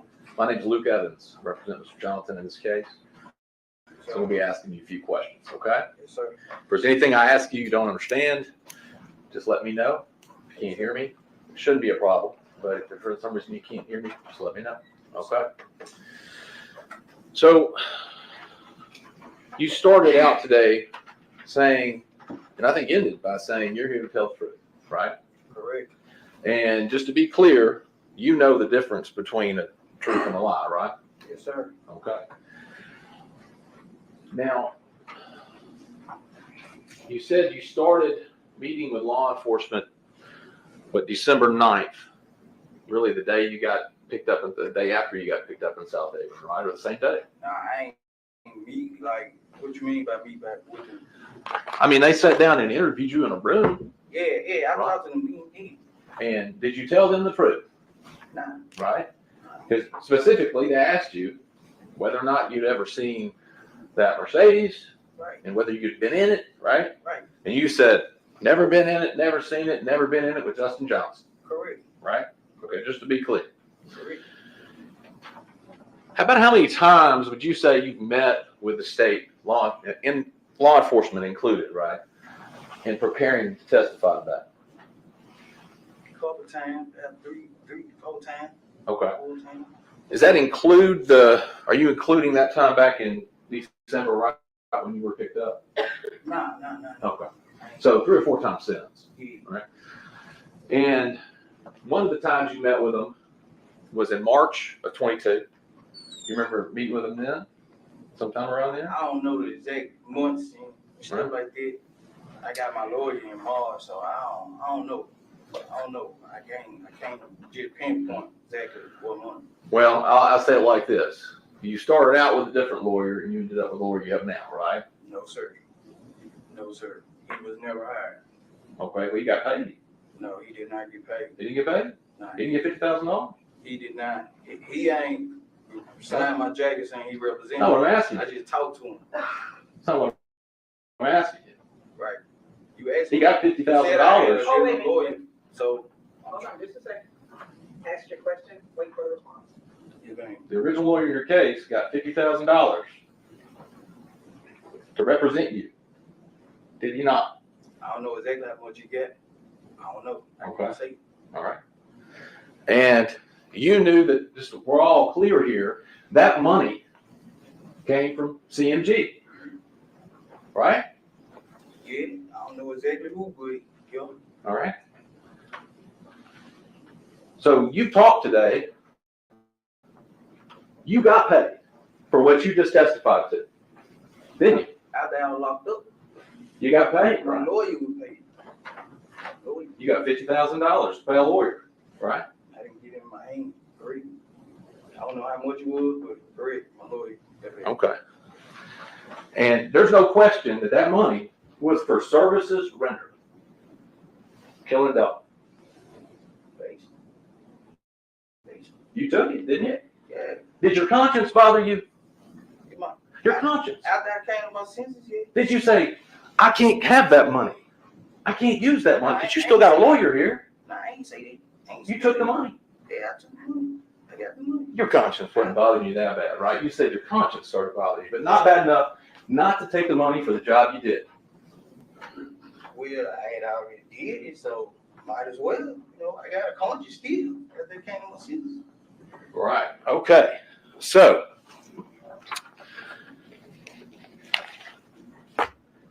you didn't think, man, I really shouldn't be able to keep money for killing somebody. I didn't think like that. Okay. Now, at the end of this, you said, you're direct. You said something about, you saw a picture of the person, you said Mr. Johnson with a suitcase. And you said he was there with his money getting out of town. Right. To be clear, you don't have any direct knowledge of Justin Johnson getting a dime for this, right? Nah, I ain't got nothing. Okay. So you can't say he's leaving with his money, right? Right. Okay. Now, a couple other things specifically. When you, as you say it, let's kind of put a timing on this. So you said March, you got your current lawyer, and you went back and met with the government again, right? Or the state. Wow. I don't know what month. Like I said, I can't say what Okay. like they can mean. But if I told you you met with law enforcement around March 13th of 22, does that sound about right? I can't put the date on it. I Okay. ain't even counting it. Well, let me ask you this. You said you had a change of heart and your conscience started getting to you. You wanted to tell the truth. When did that happen? Like a couple months after I sobered all the way up, while I was in jail, I sobered all the way up. I ain't in my sense like it was wrong. Okay. So you got December is when you go to jail. December 9th. Yeah, December 9th. So a couple of months from then, you sober up. That's when you come to your senses. Yeah, and then Justin had sent me a letter saying. Well, I'm not asking you what Justin sent you a I'm letter saying saying. what automatically made me come to my senses and like, you know, it was wrong. You know what I'm saying? When he said, cut him loose, take the juke, and quit down with me. Okay. So Mr. Justin, you're saying Mr. Johnson sent you something saying he actually said he didn't do it, right? Now, he didn't say he didn't do it. He said, cut him loose and take the juke and quit down with me because they ain't messing with us. Oh, you mean tell the truth? Right? Because he didn't have anything to do with it. Tell the truth. Nah, he's saying me take the downfall. Oh, okay. Cut him loose, let him go. Okay. And tell them get quit and him change clothes and quit with me instead of him. Okay. Let me ask you this. Did you get it directly from Justin Johnson, this kite you're talking about? You know, we got rock meeting and stuff, but we were talking through the vent. I was in his part, he was in his part. We were talking through the vent. Did you get it directly from Justin Johnson? Nah. Did you see him write it? Did I get it? He said, did you get it? Did you get that kite? Did you see him write it? Nah, I ain't see him right. I'm in another part. Right, you can't even see him. He asked me, did I get that kite? Okay. He sent me more than one. He sent another one and said he got 7K. I could take that. I'll leave. Where's that? I don't know where it's at. You lost it? Nah. I sent it on out to my folks. Okay. All On right. out to my folks. My sister. Okay. So you started telling the truth then. So surely by August, you met with the state in August 10th of 22. Surely by then you're telling the truth. Yeah, you don't tell the truth. And you would agree with me, the truth doesn't change. It's the truth, right? Yeah, the truth. You know, quit brought me in and set me up for the police to capture me. So might as well tell the truth. If we gonna tell the truth. Okay. So today, for the first time ever, you testified that you wiped that Mercedes down. Yeah.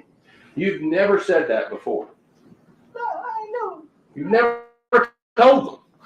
You never told them that you wiped that Mercedes down? I never told detectives when I talked to them. Nah. Why would you not tell them? They've asked you every question under the sun about this case, right? I said detectives. I never admitted that I was involved to detectives when I first got locked up December 9th. You know they take notes and they recorded your entire interview. Right. From August. Right. Why didn't you tell them in August you wiped the car down? We were talking about so much, you know, we slipped my mind from. And they specifically asked you, and you said, They ain't asked me to get away from cutting. They ain't specifically you don't recall them asking you and you saying, Justin said he had someone wipe the car down. Yeah, he told me he had somebody to wipe the car down too. But you didn't think to ask him, right? I told him, yeah, I wiped it down. He said he used the right stuff because I got somebody else to wipe it down. You know what I'm saying? So now you're saying you told Justin that you went and wiped it down. Yeah, I told him too. Why didn't you tell that to law enforcement who's seeking the truth from you, right? There was stuff slip a person's mind too. You know what I'm saying? Like kind of an important detail. Like, they ain't asked me did I already cut him, so You don't think so? I don't recall. Okay. Well, your fingerprints are on that car, Correct. right? Correct. So when did you go do that? Like a couple days after the shooting. Did you tell Quet? Did you go by Quet's house? Yeah, I had called quick and told him that I was finna walk in their backyard, so he'll know who walking over there. I ain't called him. So you called him, you let him know, you walked through his backyard. Not through his backyard, that I was finna walk in the backyard where the car was in. Okay. Why would you need to tell Quet you were going to be at the car across the street? Because he got cameras. So I ain't want to think nobody trying to get him enough to get shooting at me. You know what I'm saying? Okay. Like, I'm letting him know what's up. And just to be clear, does he have cameras on the abandoned house, or you're just saying shooting out from his, facing out from his house? Yeah. Okay. Yeah. But you, testimony today is you called Quet and told him you were going to go over there and wipe that car down. Okay. And you didn't tell law enforcement that either. Does that surprise you that you wouldn't have told them, hey, I even called Quet and told them I was going to go over and do it? Nah, because, you know, like I say, stuff slip a person mind at the time. You know what I'm saying? Like, when law enforcement talking to me, you know what I'm saying? Like, I ain't just finna remember everything bit for bit right then and there. You know what I'm saying? Well, yeah, 3 or 4 times, as you said it, right? To meet with them, to go over it, to think about it. You were able to talk with counsel before you went into this. You were able to look at paperwork before you went in, right? Before I went in. And met with them. Yeah, what you mean though? What you saying? Like, what you saying? It just slipped your mind. Nah, what you saying? Like, No, what slipped my mind? What you saying? To tell them all the details. Yeah, I couldn't just remember detail like that. Because it's hard to keep up with details when you're lying. You would agree with that, right? Nah, when you tell the truth, like, and you Okay. nervous, like, it's hard to keep up with detail. So,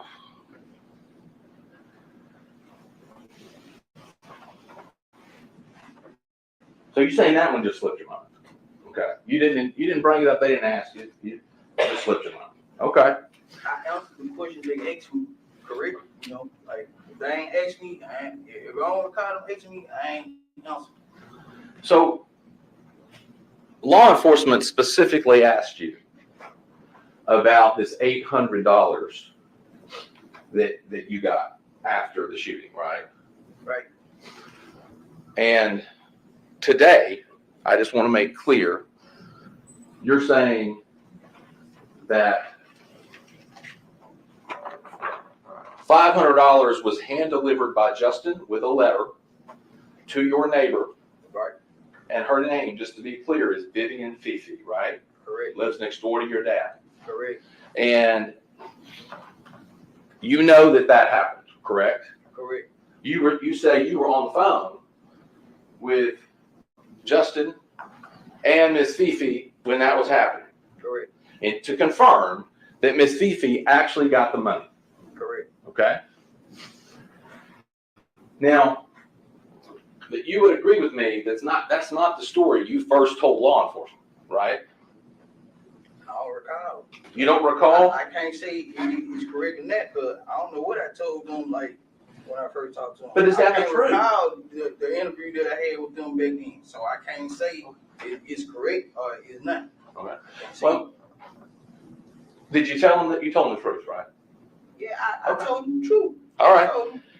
So, in that same interview, if that's the truth with Miss Fifi, in that same interview earlier, why would you tell them that some masked man came in a Chrysler 300 on 2 occasions? No, I and did said, not say that. You didn't say that. I didn't say that earlier. I did not say that. Said a madman on 2 occasions came. You didn't say that. Justin dropped it off to Miss Fifi the first time, and he had somebody with a mask on the second time with $300. That's what I said. So, if that interview recording's got your voice saying that you and Angela backed up in the driveway next door and on 2 separate occasions, the first time somebody brought $500 and your girlfriend Angela got out and got it, and you stayed in the car. And then on another occasion, which is what you said today, somebody bought $300 and Angela got out and got it. You're saying that's just not like, you didn't say that. Somebody else jumped in your interview that was recorded and said those things. Yeah, I don't remember saying all that. I can't recall the interview. Like, I got to hear it, but we just say, yeah, you know, I see it, yeah, I got to hear it again. Okay.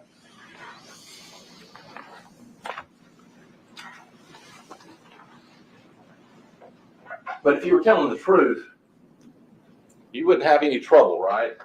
Going, did I say that or not? Because you know you didn't say it because you told the truth. I'm telling the truth. I'm telling This time or that time? I've been telling the truth all the time, all along. Okay. Since that good, might as well tell the truth.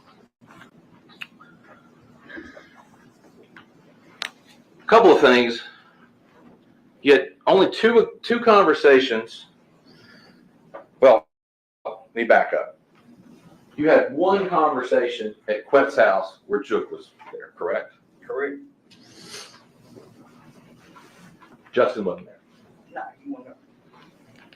And then you said you had an earlier conversation with just you and Quet about the Dolph hit, correct? Correct.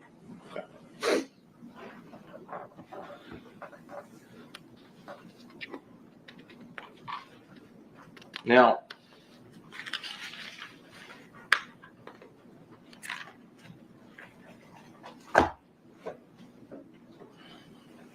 this conversation that you had at Quet's with Juke was there.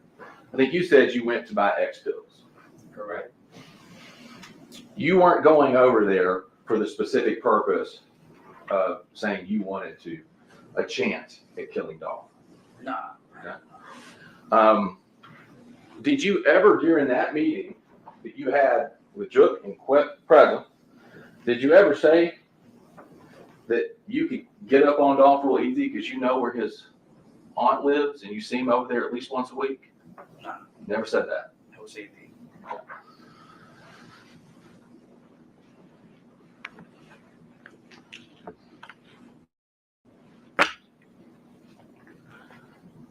Now,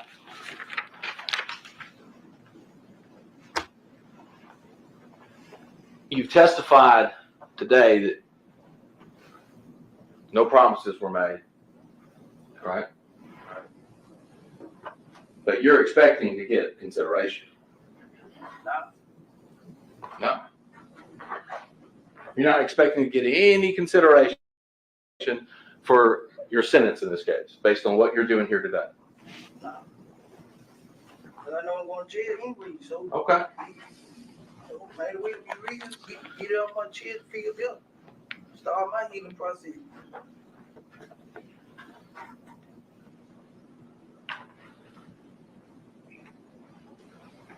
It's not what you told your sisters when you wrote them back in March of 22.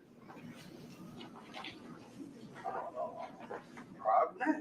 You lied to them? I say anything. I don't know.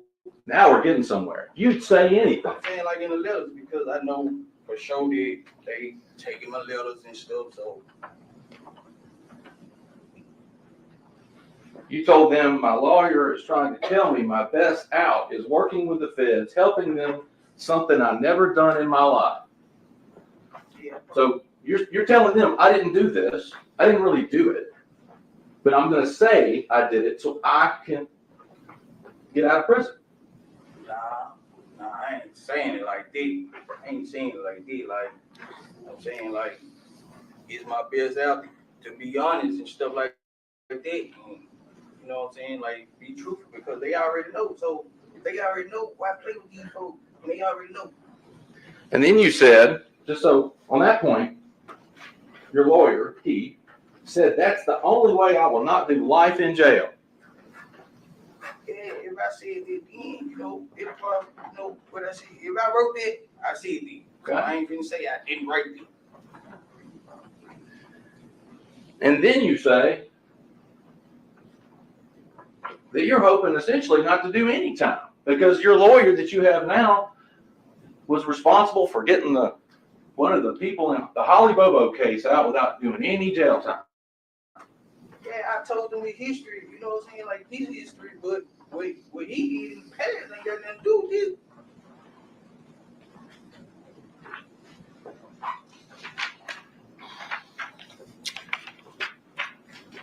No? So you weren't expecting to walk free after today? That's not what you were expecting? After them folks kept telling me I ain't going, I said forget it, you know what I'm saying, like, it is what it is, I'm being real, so it is what it is, I feel better than Okay.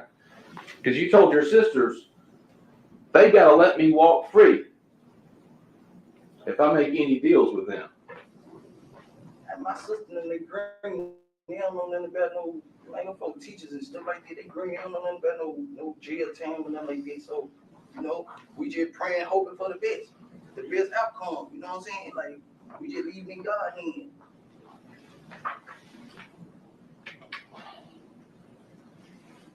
Why would you lie to your family?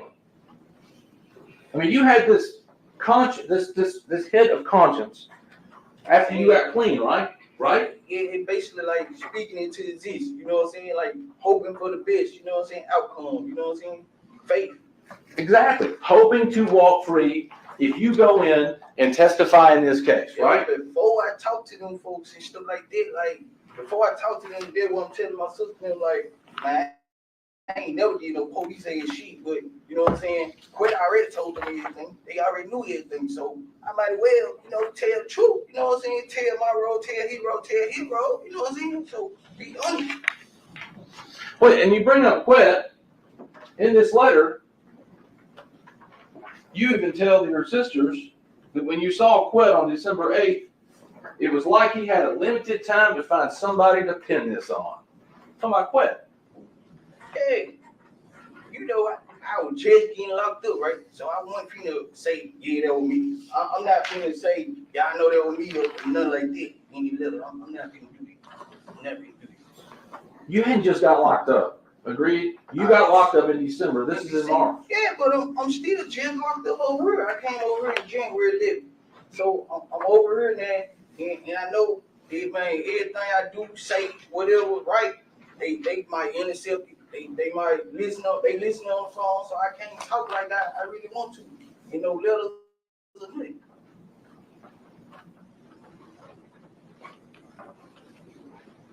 You repeatedly say in these letters to your sisters that you didn't do this, and you're only going to lie to get yourself a deal. Fair? Whether it was true, whether you say you were lying to them or not, that's what you said here. Right. I said it in that letter once again. I just got over it. I know my case over. I ain't talking to no state or nothing like that. I ain't talking to nobody. So I'm not finna admit to doing nothing in no letter, knowing they might interfere in it. Take it. You met with law enforcement in December, on December 9th, on the day of your arrest. Yes, sir, I did. And within days of writing this, and maybe before then, well, you didn't remember. In days of writing this, you're back meeting with law enforcement. December the 9th? In March 13th. You said December the 9th. You met with them December 9th? December the 9th, March. You're back meeting with them March 13th of 22. Days after writing this letter to your sister, or these letters to your sister. Well, if it was after I wrote that to my sisters, then I wasn't gonna confess because you said I wrote that before I met with them, right? So I guess what you're saying that is when you met with law enforcement, if it was in March, that you realized you weren't going to lie and you decided to tell the truth then. To law enforcement? Yeah. Yeah. Okay. So this issue about the $50,000 we talked about earlier, you went into a proffer sometime in March and lied about the $50,000. What you mean? You didn't tell them that you had gotten $50,000 for killing Dolph. I didn't tell them because that was for my lawyer. Okay. That was for my lawyer. So I ain't tell them right then and there. And then in August, you and your lawyer have to appear for another proffer, and you have to clear that up because you lied. Yeah, I kept it G. Like, you know, yeah, my lawyer told me that the best thing to do, G, be honest. That is. Okay. But you still weren't honest, even after meeting with him the first time. And then in August, you meet with him again. Hold up, what you mean I wasn't honest after meeting with them? Hold up, what you In March. You lied about the money in March. in March? Like, what? Why I lie about some money? You in didn't March? tell them you got any money for killing Dolph. Nah, look, when I spoke to my lawyer, and my lawyer told me to be honest, I was honest with them. Okay. I was honest with them. I told them about the 800, so I ain't tell them I got no money for killing Dolph. I told them about the 800. So how I didn't tell you that?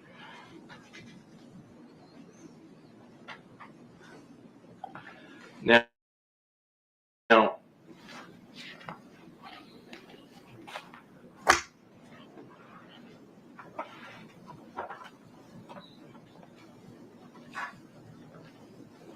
you originally even tried to get your girlfriend to lie for you, right? With an alibi, Angela. Yeah, I did. Who's Letitia Jackson? That's my baby mom, my kid mom. Okay. Now, I think you said, well, let me ask you this. Was the day that you shot Dolph, but the day before that, did you know you were going to shoot Dolph? Nah, I ain't know nothing about all these, but I ain't know we were gonna catch Dolph or nothing. But the next day was the day we caught Dolph, that was my baby girl's birthday, to be honest. Okay. And I know I told her about a house, buying them a house and all that because I knew that they already had hits on everybody's head and we was out looking for somebody. We didn't know we were gonna catch Dolph, we didn't know who we were gonna catch.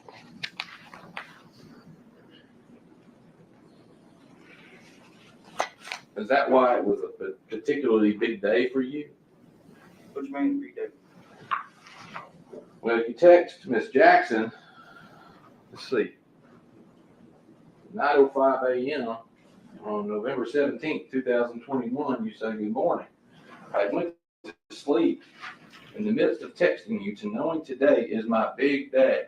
My baby birthday. My daughter's birthday. November 17th? Yeah, my daughter. You went and killed a man on your daughter's birthday? Hey, I'm trying to make it right for her. I ain't had no money. I'm trying to get some money that day. So I'm trying to make sure my baby girl, man, have a beautiful birthday. So it was whatever. Then I'm trying to get high on pills. It was whatever. But you're telling her you're going to buy her house, you're going to give her $10,000 for rent? I said that Right. day before. The day before. Yeah, you know, I can tell female lie, you know what I'm saying? Like, that's my baby mama. I was trying to get back with her, whatever. It ain't just like, you know, it's just game. You know what I'm saying? It's just game. And about all, like, just game. So you're just lying to her too? I ain't saying lying. I ain't gonna say that. Game and lying is two different things because Okay. you know, you tell the person what they want to hear. You know what I'm saying? Like these fine people. Nah, I don't know them. I don't know them. So, ain't got no reason to let them know that. So if it's game, it ain't a lie. I ain't trying to run game with nobody here, man. You sure? Pause. I put myself in the murder, so I don't run the game. Make sense now. But you think you're walking. I ain't saying I'm walking. That fellow just told me, them folks been told me I'm doing time, so, you know what I'm saying? It is what it is. So at the shooting itself, I just want to be clear on this. You say Justin got shot. He got scraped on the back. Explain to me the difference between a scrape and getting shot. Like, you know, when you fall and you scrape your knee or something, like the bullet glazed your back, like glazed. Like it glazed my leg and I got hit and it went in my back. Okay, so you're saying a bullet grazed when you say scrape. I just want to make sure. Okay, so you're saying Justin got grazed, a bullet grazed on his back. Yeah. Was he bleeding? Yeah, he bleed, but it wasn't like mine was. Like, you know, heavy like mine was. How much was your leg bleeding a lot? Yeah, my leg was bleeding a little bit. Like, you can see the skin, you know what I'm saying? Scab, skin, and stuff like that. But it was just glazed. But my arm, you went in and rested in my back. And you said that when you went to Keona's house, that she did some wound care on you and Justin. We helped each other. All of us helped each other. Okay, so you wiped Justin's back down? Yeah, that spot? she would help him with a tab, and we helping each other. Yeah, helping each other. Okay. And I think you said when y'all got to Keona's house, you changed clothes when you went in. Yeah. Both of Yeah. you. Okay. And then you identified a person you said was Mr. Johnson that came out and then stuck his head in a charger, but you were in the house. But you said that was. He came and I got the wound kit. All right. So did y'all do the wound care before changing clothes or after you got the wound kit? Before the wound kit came, we had a towel and soap and stuff and peroxide. You know what I'm saying? We were doing it like this. Okay. When you met with Juke and Quet, Quet was doing most of the talking. Go back, right? He tough. And you testified earlier about this, just to be clear, Govan before the hit on dog, before you did it, had already negotiated with you to get $10,000. Yeah, from me and $10,000 from Justin. Okay. Now, I want to be clear about, I'm going to get to that in a minute, but I want to make sure $10,000 to you, you talked about it before, and then he came back to you after the fact and asked you about the 10 because he wanted his money, right? Yeah, I want a man too. Okay. Now, you said today, pretty matter-of-factly, that he had the same $10,000 from Justin. But when you were interviewed by law enforcement in August, they asked you that. And you said, I think he had the same deal with Justin. Right? So do you know it or do you think it? I probably did say that then, but basically I'm saying the same thing I said then. So you're not sure? I'm saying the same thing I said then. Okay, that you think he did. I'm saying the same thing I said then. You can put it how you want to put it, but I'm saying, you know what I'm saying? I'm putting it the way you put it. What I know, you know what I'm saying? What I know. All right. Yeah. Well, if you know it, why would you tell them then that you thought it? I think he got it. Why wouldn't you go? He got it. He had the same deal. I was there. It's because just ain't bring me my money, so I don't know if he gave me. You know what I'm saying? So Okay. that's what I'm saying.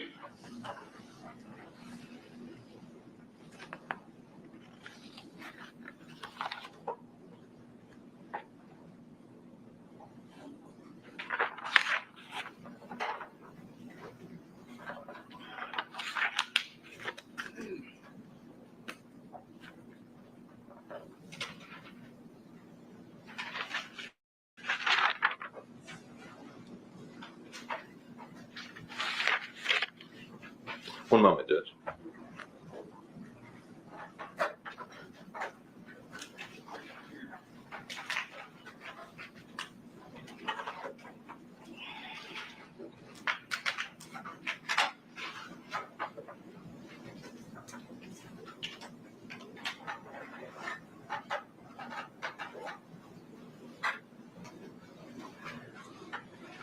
When you were in the white Mercedes, you were bleeding a lot, right?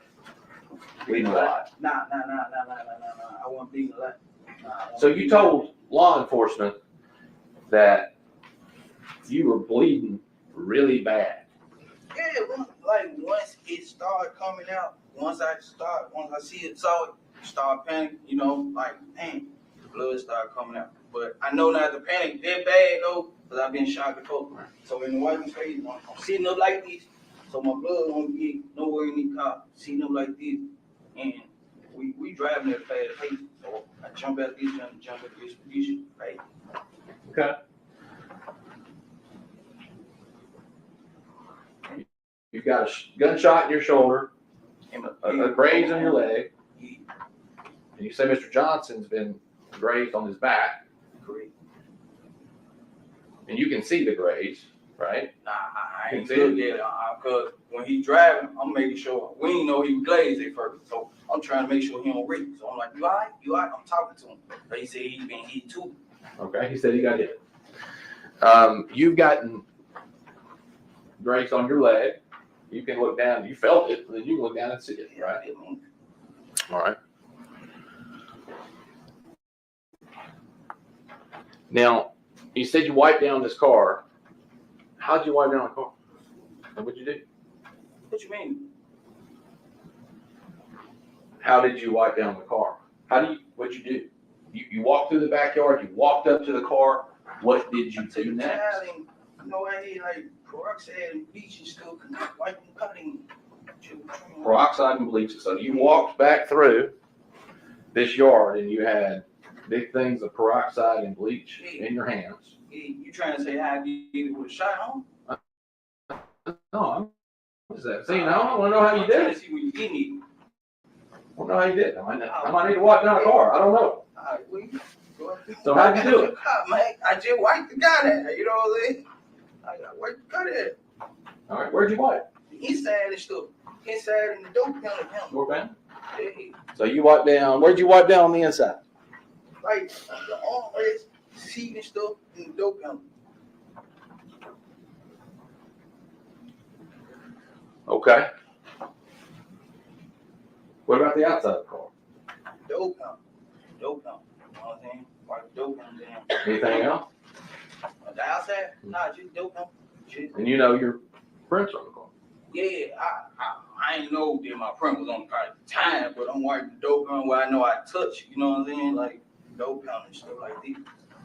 And the glove department, I was just trying to wipe real fast, but I ain't want the lawn to go out, so I was just trying to wipe real fast, because it late, you know what I'm saying? I ain't want to get caught by the cop.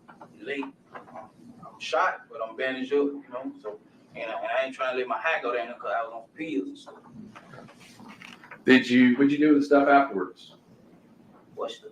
Stuff you used to clean the car. I just had it already on the towel, and I went back there and did it real fast. Okay, so back just a few minutes ago, I said you walked back there with like containers of peroxide and bleach and a towel, and you said yes. I ain't say that. So I want to make sure you had it was just on the towel. Yeah, it was on the towel. Okay. So just one towel. What'd you do with the towel? I took it back with me. Okay. Who drove you there? My dad. I made her hit the block. Hit the block while she let me out, and I got out and walked up. Went back there. And your girl's Angela Arnold. Yeah. And just so I'm clear, when would this have been in relation to you shoot off on the 17th? Same day? No. 2 days, 1 day later, 2 days later? It wasn't, I can't tell you exactly, but it was a couple days later, before they found the car. Okay. It probably was the night before they found the car.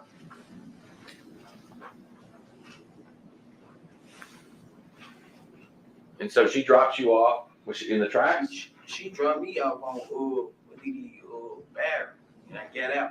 Barrett? Barrett Street. Okay. And I got out on foot and walked. I ain't want her truck sitting on the street or nothing. Okay. Was it day or night? Nighttime. Okay. Was she in the tracks? Yeah. Now, did Quet ever tell you that either he or someone else had wiped the car down? Quit? Yeah. Nah, just told me that he had somebody to wipe the car down. And let's keep moving forward, propelling innovation, driving compassion for the big stuff and the small stuff. By always pushing, always advancing, we'll see how great life here can be. got your phone. Yeah, I went to pressure wear today. And right after we shut off, like after we split up from the apartment, I went to pressure wear. Same day. When you talked about in your testimony about getting a car covered. Yeah.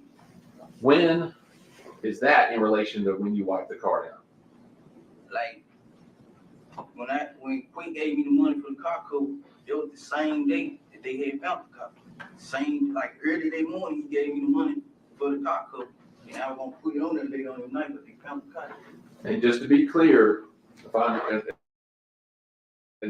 I remember right, you said Quet called you to say, I need you to go come over here and get money for a car cover. Don't cover that car. Him and Justin was talking about that anyway. Him and Justin was talking about that anyway. But were you part of the let me ask, were you part of the conversation between Govan and Justin to be talking about that anyway? What you mean? Was like You just said he and Justin were talking about that. Were you part of those conversations? Justin was telling him he was gonna send him some cash out money to buy a car cover so we could cover. How do you know that? Because I went over there, I was over Govan house. I had got some pills on me and everything. Like, and we were talking about we had to get rid of this car. We were saying we need to get rid of this car, burn this car up. And you're saying that Govan's telling you he's in contact with Justin. And Justin, okay, all right. And just to be clear, when it comes to Govan or Quet, is it a y'all need to take care of this problem, or is it we, him included, need to take care of this problem? He's saying me and Justin really need to get rid of that car. He told me because if they question him, he gonna tell them how they really message, so he give it to his gambler. That's what he said.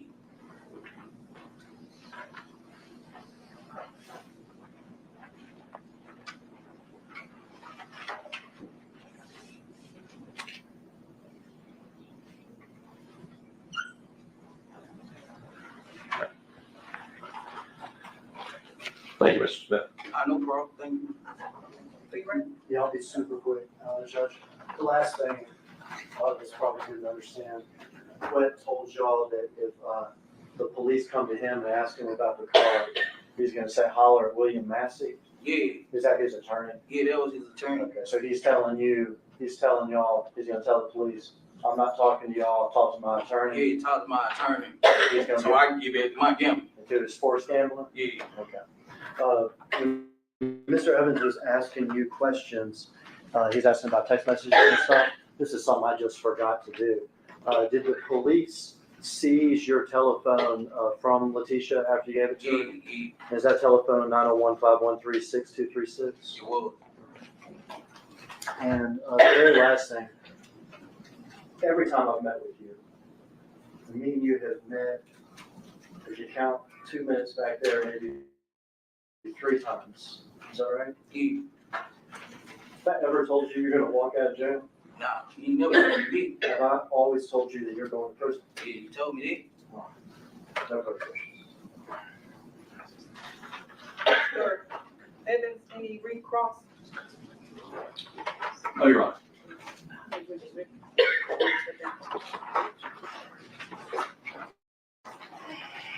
Are you next witness? We can have 5 minutes to call her ready for the medical examiner. She's going to be the next witness judge. Let's take a break. Court stands in recess. Brief recess. Then you pass me, turn, follow me.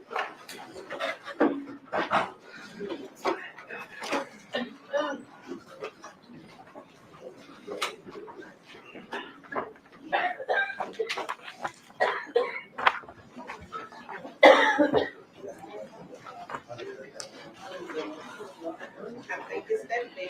It always happens when people say it wrong. I think it's that big. Yeah.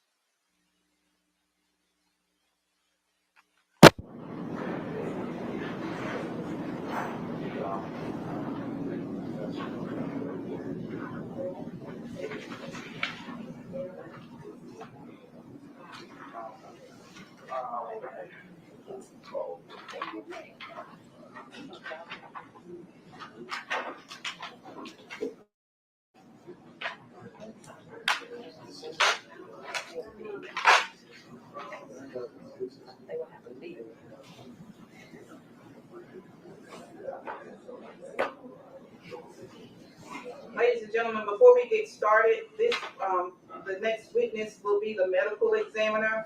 And I'm going to admonish you now, if you don't think you're going to be able to remain unemotional, if you don't think you're going to be able to sit through watching or looking at photos of the autopsy, please excuse yourself now, because there won't be any outburst tolerated. Thank you.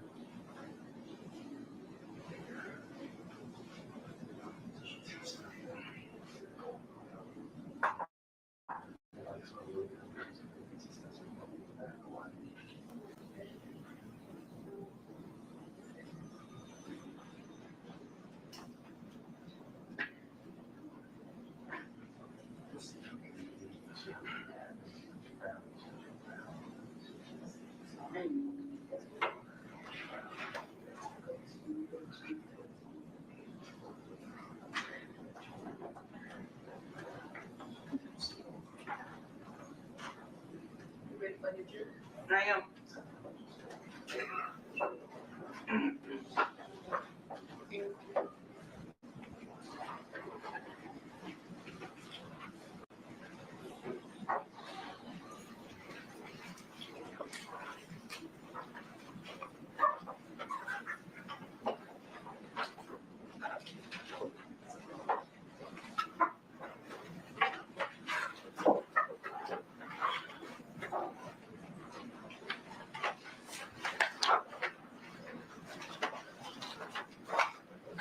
State, call your next witness. State calls Dr. Julia Scantleberry.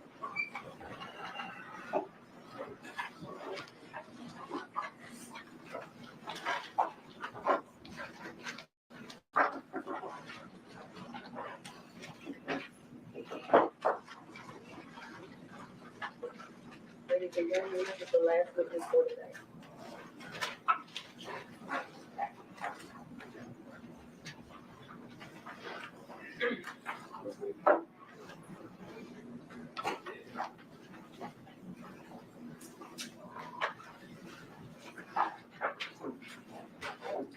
Stand right here, ma'am.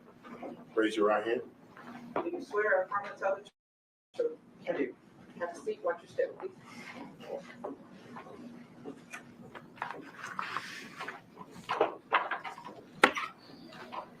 Good afternoon. Good afternoon.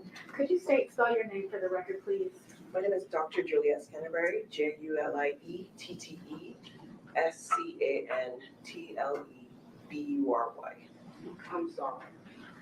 Can you say that slower? Okay, Juliet, JulietTTE, Scantleberry, SCANTLEBRY. Thank you. Dr. Scantleberry, where are you currently employed? At West Tennessee Regional Forensic Center. Okay, what's your position? I'm an assistant medical examiner, And how long have you been in that position? 5 years. Okay. And what does your job consist of? Performing autopsies. Okay. So could you tell the jury a little bit about your educational background? Okay. So I attained my Bachelor of Science in Biology at Howard University. After that, I completed my medical training at Howard University College of Medicine. I did an anatomic and clinical pathology residency at Washington University in St. Louis. And then I did some forensic pathology fellowships at St. Louis University. Okay. And are you board certified? I am. And are you a licensed physician in Tennessee? I am. Okay. So my next question is, what exactly is forensic pathology? It is a specialized branch of medicine that uses medical legal approach to death and disease. Okay. And what does a forensic pathologist do? So they perform autopsies to determine cause and manner of death in certain cases based on the jurisdiction. Okay. Can you tell us what is an autopsy? An autopsy is basically an external and internal examination of a deceased person, and you do a basic overview of the external, noting any trauma, medical disease, or any findings like tattoos or scars, and then internal examination to note if there's any injury or medical disease, and with all of that, determine what caused the death of a person. Okay. So what are the different stages of an autopsy? So it kind of starts with the investigation, and with the investigation determine what level of autopsy needs to be performed. And first stage would be reviewing materials. The next stage is determining if x-rays or anything needs to be done. And then external examination, once the body is undressed and photographed, the doctor will take external view of the body, noting any demographic information like hair color, eye color, if their teeth, their tattoos, scars, then note any medical intervention, if they were having IVs, and also any medical disease, if they had any changes on their bodies, and then trauma is assessed externally. Okay. Have you ever performed an autopsy? I have. About how many would you say? Over 2,000. So could you explain to the jury exactly what does cause of death mean? So cause of death is the immediate reason that led to a person no longer living. So it's more what occurred in the body that led to death. So if you were shot, it may lead to exsanguination, you losing blood, and that would lead to your death. So it's basically what started the chain of events that led to somebody dying. Is that different from manner of death? It is. How is it different? So the manner of death informs what happens to the cause of death. So manner of death is circumstances around those causes. So if it's something that happened naturally, that your body did all of it, that's natural. If it's something at the hands of another, it might be considered a homicide. If it's something that is happened in the course of doing something else, but it wasn't intentional to cause a death, it might be accident. And have you ever testified about your findings in court before about an autopsy? I have. Okay. Have you ever been qualified as an expert witness in the courts of this county or any other county? I have. Okay. And how many times about that? I think 4 times in Shelby County and a little bit more than that in outside counties in Tennessee and in St. Louis City and some St. Louis counties. Okay. Or Missouri counties, I should say. Your Honor, I now tender Dr. Scantleberry as an expert in forensic pathology and ask that she be allowed to state her opinions as to a reasonable degree of certainty, medical certainty. We would stipulate as to her expertise and have no objection. Thank you. I qualify Dr. Scantleberry as a expert in the area of forensic pathology. Thank you, Your Honor. So Dr. Scantleberry, I now want to ask you about a specific autopsy. Autopsy number 2021-2619 for an Adolph Thornton Jr. Did you perform this autopsy? I did. Do you recall when the autopsy was performed? On November 18th, 2021. And did you make a report as to your findings and conclusions as a result of the autopsy of Mr. Thornton? I did. Okay. I want to pass you a document.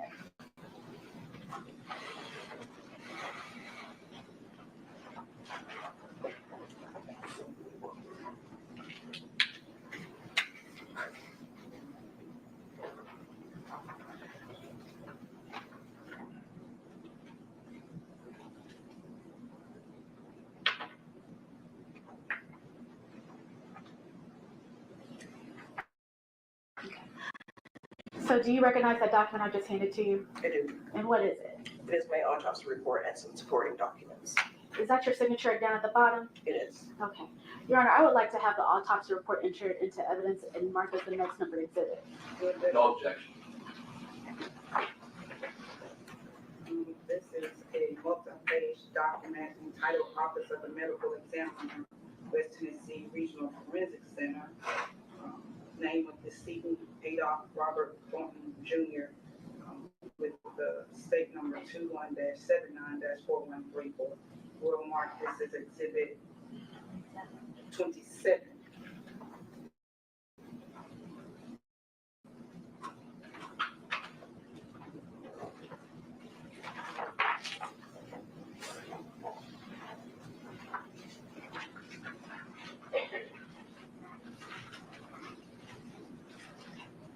So now I just want to go over the autopsy report a little bit. First, I want to ask you, how did your autopsy proceed? Where did you start? So I started with being notified of the death, and then I reviewed the investigative material that the medical legal death investigator performed or produced, and then I had requested what I needed done for the case. So it will start with me getting x-rays, and then the autopsy technician would be weighing the decedent. They would be taking measurements, and then they would undress them after taking pictures and documenting what they found on the body. And then after pictures are taken of the overall body and certain findings of the body, then more specific photos are taken of the injuries that were found on the body. And then I would start my external examination with everything, all the findings, and then measurements of all the injuries that were on the body. And after that, I performed the autopsy with the assistance of the autopsy technician with their eviscerated body, and I would note what was injured and what was found in each body cavity, and also going to the head. So during the course of the autopsy, you said pictures were taken. Yes. Did you take pictures? Yes. Okay.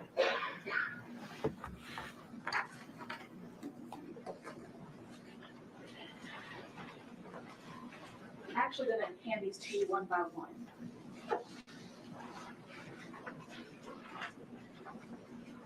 Can you tell me what you see in that picture? So this is the right side of the head and neck, showing a large wound on the right jaw. Okay. You can place that one down. So because these have been previously marked, I need to know which one you're sending. Your Honor, this is actually going to be exhibit number 16 that was previously marked. And now as to the exhibit number 17 that has been previously marked. Dr. Scantlebury, can you tell us what you see in that picture? Yes. This is the back side of the body, noting mostly highlighting the right back with several wounds, and some wounds are noted on the left side of the back as well. And you can see the wound on the right jaw. You can place that one down as well. As to exhibit number 18, could you tell me what you see in that picture? So this is a front side of the body, highlighting the left side, and it shows some gunshot wounds here. Okay, you can place that one down. And as to exhibit number 19, what do you see in that picture? So this shows the right wrist and hand and a little bit of the forearm, and it shows some gunshot wounds. This one mostly highlights a wound at the right wrist. And this is exhibit number 20. Could you tell us what you see in that picture? So this is a wound of the left forearm right here, and it shows a gunshot wound of the left forearm. And exhibit number 21. What is shown in that picture?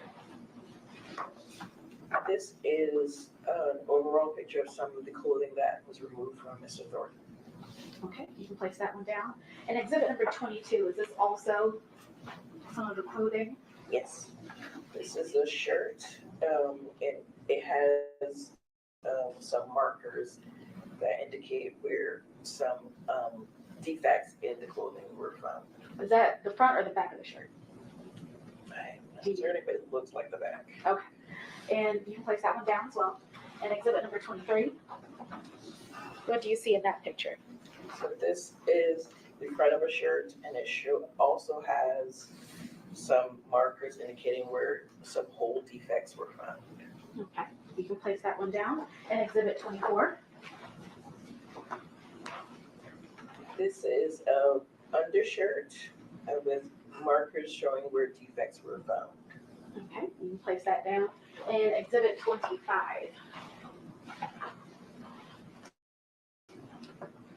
This is overall of some property that was found on Mr. Thornton. It has money, some jewelry, some cards, and a condom.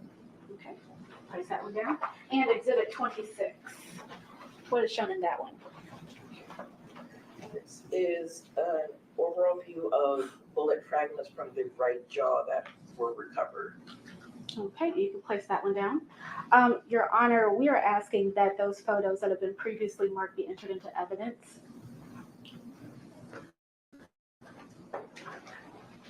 We'll mark exhibits, will enter into evidence exhibits 16 through 26 that have been previously marked and identified by this witness into evidence. Have you not done it already? If I could have those pictures back. Your Honor, may I have permission to publish to the jury? So can we be briefly approached? You may.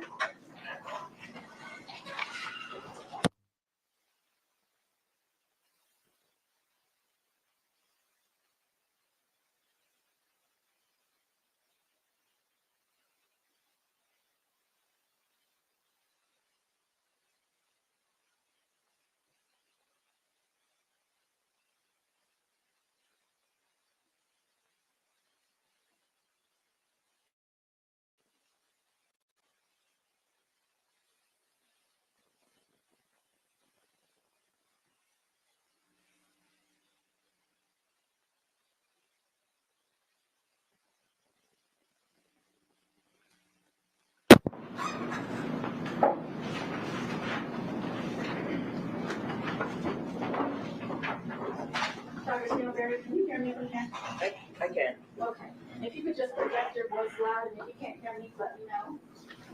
Ms. Williams, I'm gonna ask you to do the same thing. Absolutely, Judge. Okay.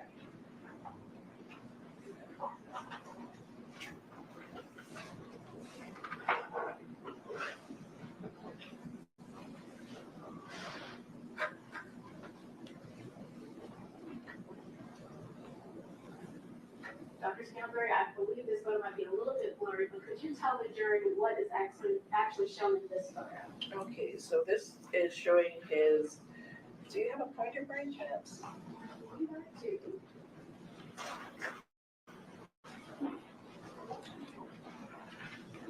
Yes. Just press and hold that first button at the top. Thank you. All right, so to orient everyone,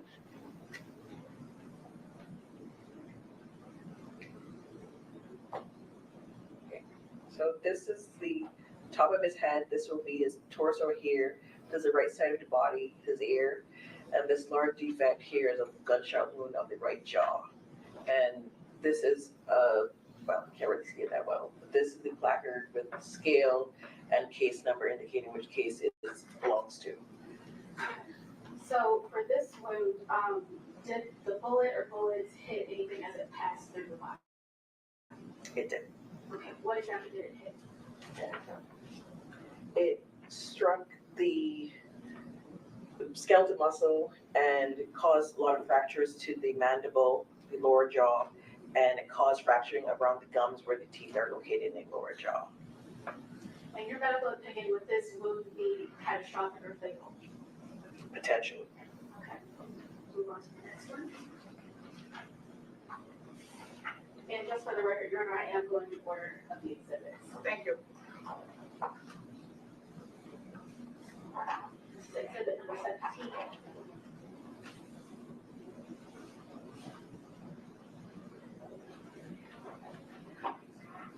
Dr. Spinoberry, can you tell us what we're looking at right here? We're looking at the back of the body.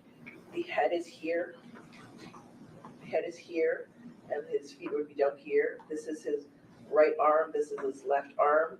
And you can see this area here, there, and if you're not so great, some over here and another there. Those are gunshot entrance wounds. Entrance wounds. Yes. So for the torso or this area, how many entrance wounds did you calculate? For the torso, 8. Okay. Were there any exit wounds? Yes. Okay. How many exit wounds were there? 4. Was that near the back of the torso or the front of the torso? Front of the torso. Okay. And did any of these bullets hit any vital organs as they passed through the body? They did. And what did it hit? It hit the right lung, liver, the thoracic aorta, which is a major blood vessel that supplies blood to the whole body, small intestine, several ribs, and some vertebrae. And could those wounds be potentially fatal in this instance? Yes. And if I could ask about the trajectory of the bullets as it passed through the torso, what directions were they coming from? So for these wounds of the torso, they had a very mixed pattern, but most of them, the general track is forward. Okay. So it came through the back to the front. Yes. Okay. Okay. Moving on to the next one. This is exhibit 18.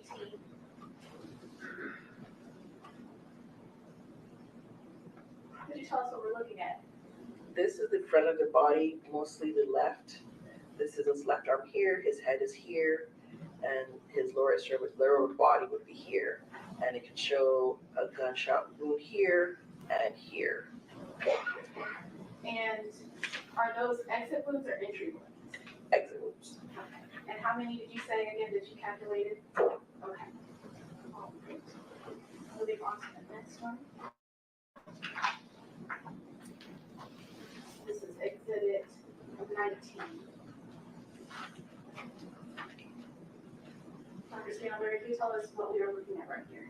This is the right side of the body, mostly highlighting the right upper extremity. This is the forearm here, the wrist, and the hand.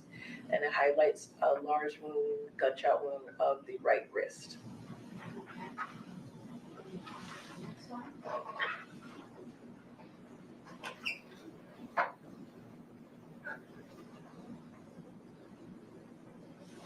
This is exhibit number 20.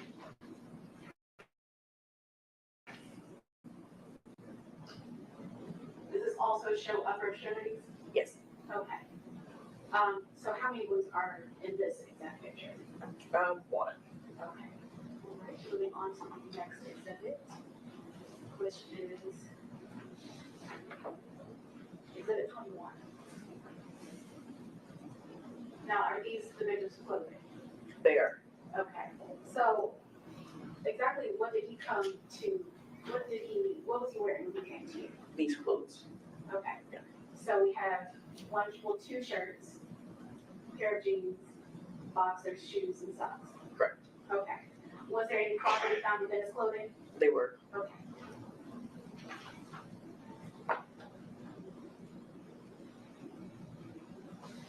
And this is exhibit number 22.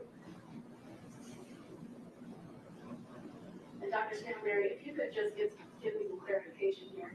Are these white squares showing where there are holes in the clothing? Correct. Okay. Are there arrows on those white squares? They are. Okay.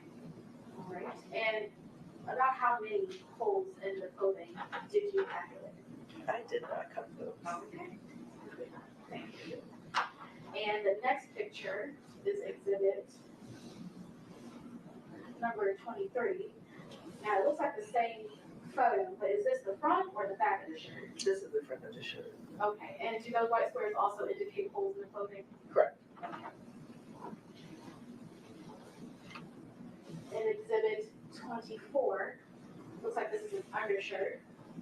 And the same thing as the last shirt. Do those white squares indicate holes within that garment? Correct. Okay. And the next exhibit, number 25, could you tell us what we're looking at right here? So we're looking at the overall view of property that was found on or in pockets of the clothing for Mr. Thornton. Okay. Were there any weapons found within his clothing? I don't recall. What was that response? I don't recall.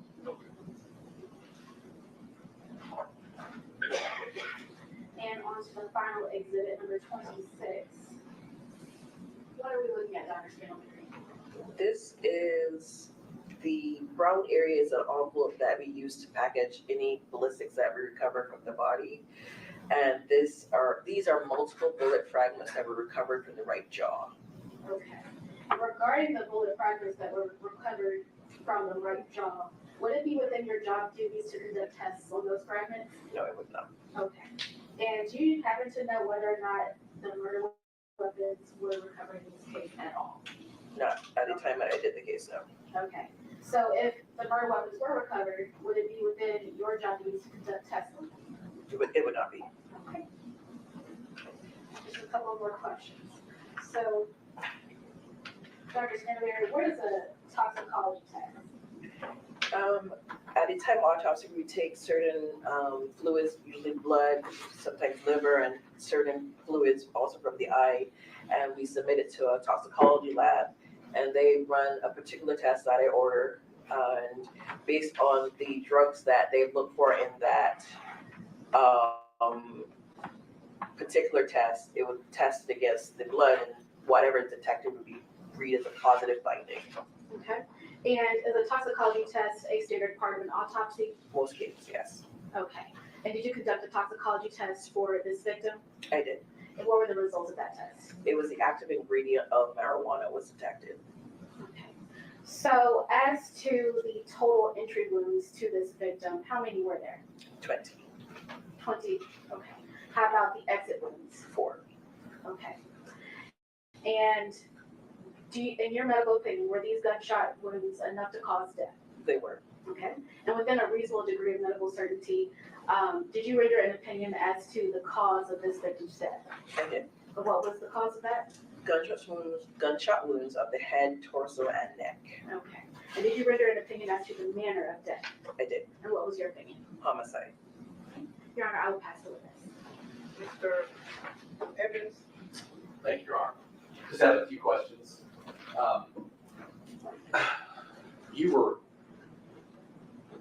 You were asked about entry wounds and versus exit wounds, and I think you said there's 20 entry wounds and 4 exit wounds. Right.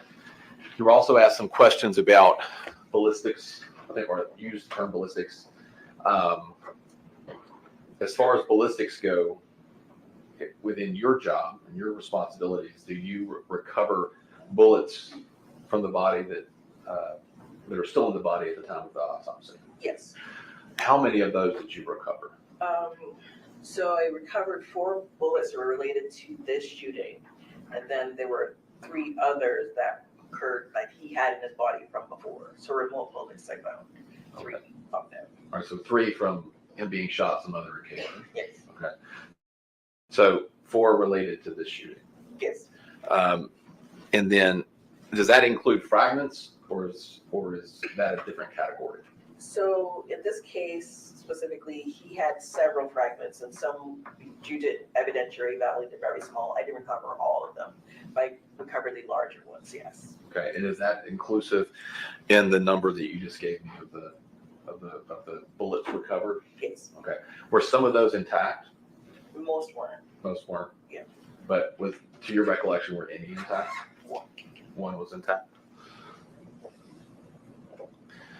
And it would be your procedure and policy as the medical examiner to package any of those bullets and bullet fragments in the brown envelope, right? And send those back to law enforcement to let them do any potential ballistic firearms testing on them, correct? Correct. And did you do that in this case? Yes. All right, thank you. Can you redirect? No redirect, Your Honor.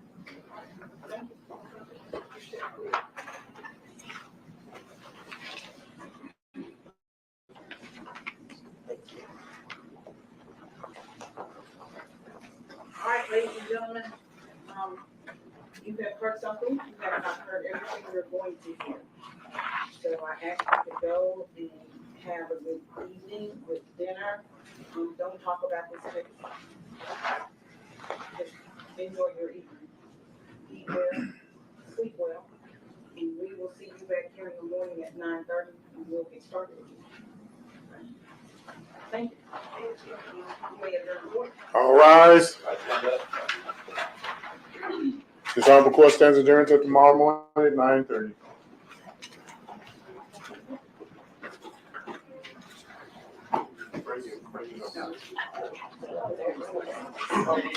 No, leave your notepads here, please.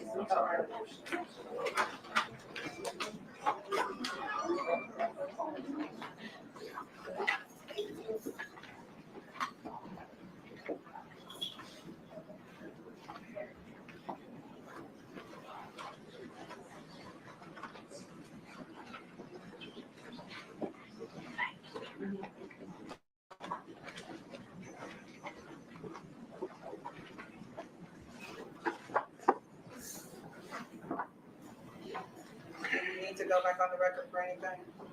Before we, I don't think so, we don't Judge. need to go back on the record for anything? No, Your All right.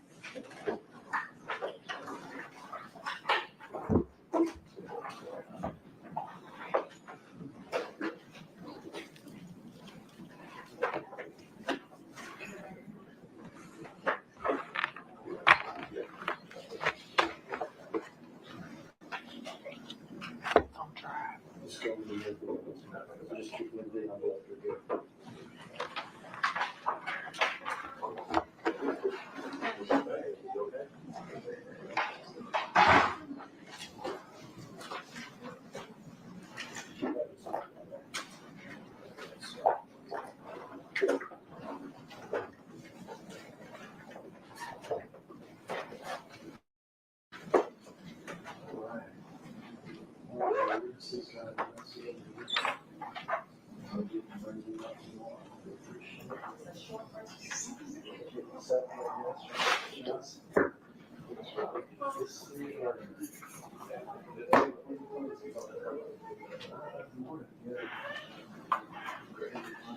All right, darling. I'll do it again. Yes, I will.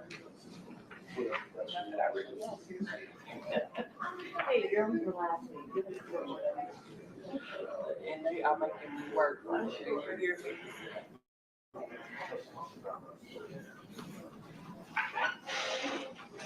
I'll make sure you use this.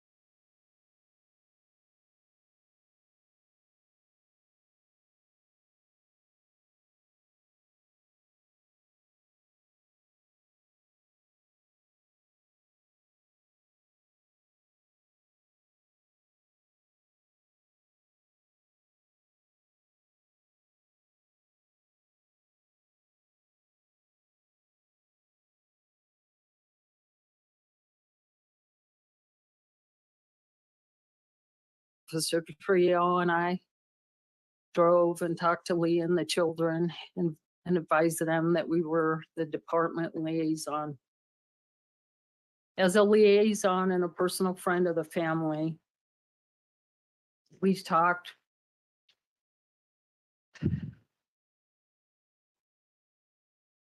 We helped with 2 funerals with the Fallen Heroes Foundation. There was a lot of planning and logistics that goes on into a death of a police officer.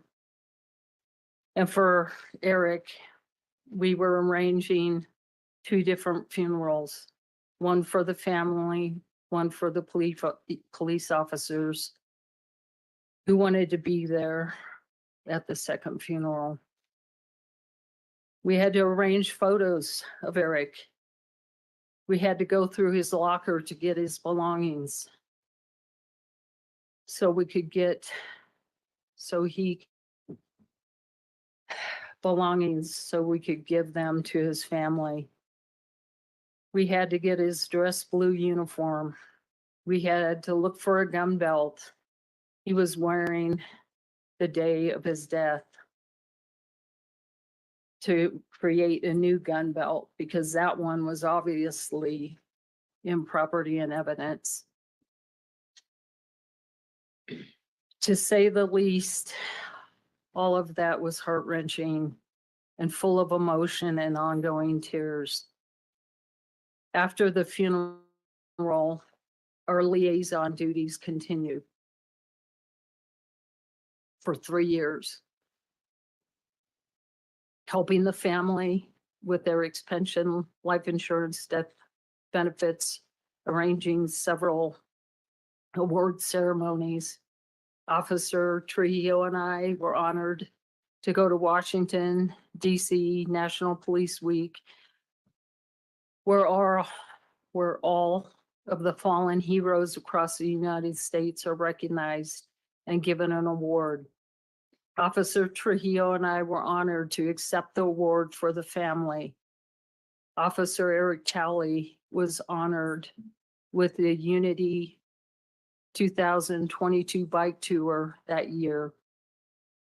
And he was also put on the police wall and into the police museum. Off duties, our duties continued. We continued to help Eric's mother, father, and sister with funding to help them come from out of state to important trials and court dates. After this, I was finally able to grieve my best friend. My life changed forever. I tried to come back to work, but I was broken. I did not know what was happening to me. I thought I was losing my mind. I could not sleep. I could not concentrate. I could not remember things. I could not control my thoughts or my feelings about that horrific day and losing Eric. I had so much guilt and thoughts that I should have gone to day shift so I could have been right by Eric's side. I told myself he would still be alive if I had been there to save him. I felt bad that I was letting my colleagues down for not being able to work. I was in a dark hole and had to get professional help and was diagnosed with PTSD, which caused me to retire after 30 years of working on the streets for a job I loved. I had to say goodbye to all my brothers and sisters in blue.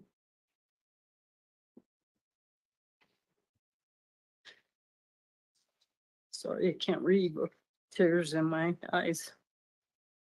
I'm still having some problems, and I'm not the same person as I used to be. I miss my best friend, and I respect respectfully ask for the maximum sentence with no parole. Thank you, Your Honor. Thank you.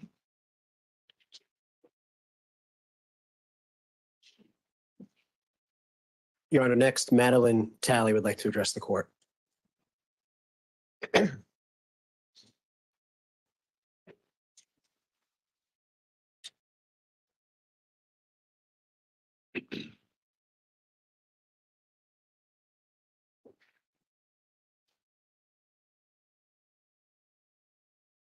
Good afternoon, Your Honor. Hello. I want to thank you, Judge Baki, as well as the jury, Michael, Ken, and the prosecution team for their dedication in pursuing justice for this case. I have so many stories about my dad. I could spend hours talking about him and what a good father he was. I could tell you countless stories about how he would come back in the middle of the night from work and leave books under my covers or by my head to find when I woke up. I could tell you of the animated conversations we would have about writing, Star Wars, Lord of the Rings, and The Legend of Zelda.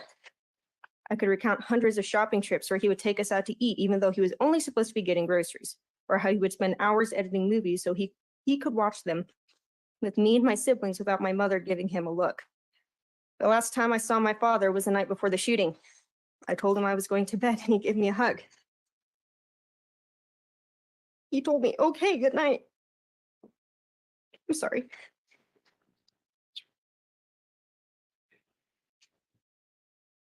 That was the last thing he ever said to me.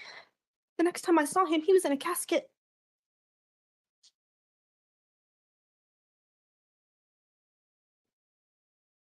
I could go on about my memories of that horrific week and about how I had to watch my family suffer because of what happened. I could tell you about countless dreams I had of my dad alive and well, only to wake up and realize it was a wishful imagination. I could mention the funeral and how painful it was, but I don't need to because everyone here knows. Instead, I want to say what I have wanted to say since March 22nd, 2021. I am Officer Eric Talley's daughter. 3.5 years ago, Boulder police officers showed up at my family's home to apprise us of the worst news possible. My father was dead. I was 16 at the time and didn't realize the gravity of the situation. But over the next several years, it slowly began to sink in. My dad wasn't there when I earned my license. He wasn't there when I got my first job. He wasn't there for my 18th birthday. He wasn't there to interrogate my first boyfriend like he had always told me he would. Should I get married, he won't be there to walk me down the aisle. Should I have children, he won't be able to meet them. He wasn't there for any of those big steps in my life, and he won't be there for any future steps in my life because he can't. Because the defendant took that away from him. Your Honor, I have to live the rest of my life without my dad. The defendant has deprived my family of something precious, and we have to live every single day with the knowledge that we will never get to see our dad again in this life. Despite the pain, the sorrow, and the anger I have struggled with for the last few years, I want to make it clear I am not seeking revenge. The defendant's actions on March 22nd, 2021 were horrific. He killed 10 people and he tried to kill 37 others. He must face the consequences. This girl can cause a lot of problems for us. You've gone too far. What did you do? Is everything okay? No, far from it. This season has been intense. This can't be happening. But get ready. Where is she? Her name is on. This is my wife. You said wife. Why did you say wife? And you haven't seen anything yet. That's something I need to take care of. I'll make sure you are the one they go looking for next. Tyler Perry's Sisters.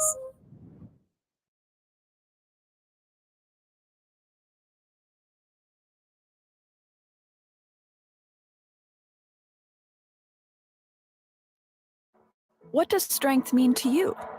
Some say it's how fast you run a mile, but there are other ways to define strength. What matters is that we figure it out together. Fitness Together believes personal training should be just that, personal. Whether in a private studio suite or virtually on a live one-on-one session, your workout is custom built to fit your needs, so you can get strong, however you define it. Simply for justice. Thank you.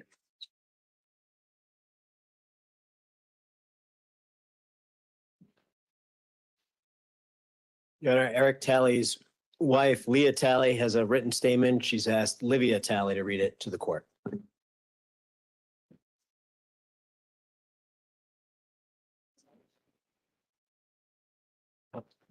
we may have a change in who's going to read it, Your Honor. Okay.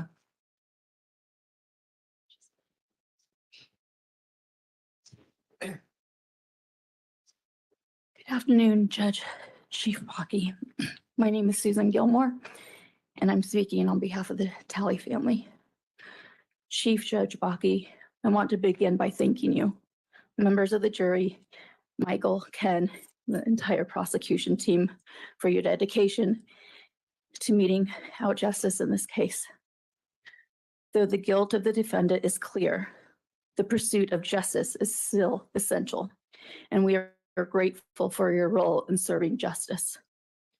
It is a good and necessary thing that the man responsible for these murders faces the consequences of his actions. This is not an act of hatred or vengeance, but of justice. It is good for society, and it is good for him, and he must bear the weight of his actions and the immense debt he owes to the families whose lives he has shattered. My husband, Officer Eric Talley, gave his life in an act of heroism that helped save others on that tragic day. Though we have grieved deeply for his loss and for the loss of the 9 other victims, I refuse to hold anger or bitterness in my heart.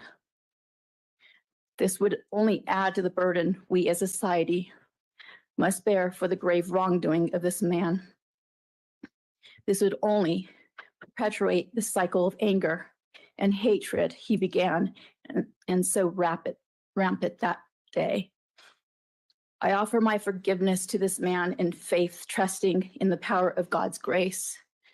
I pray one day he will accept it and choose repentance and conversion of his heart to the goodness and truth. I am reminded of the story of Saint Maria Goretti, who at 11 years old forgave her attacker as she lay dying from 14 stab wounds. Her mother also later forgave the man who had taken her daughter's life. And years after his sincere repentance and release from prison, they were reconciled. This is a kind of redemption, I hope, for my husband's killer. God did not desire Eric's death or the deaths of those other innocent people that day. Just, he did not desire his own son's death on the cross. But we have learned that through the cross, God can bring good out of evil. This has been our guiding light through these painful years.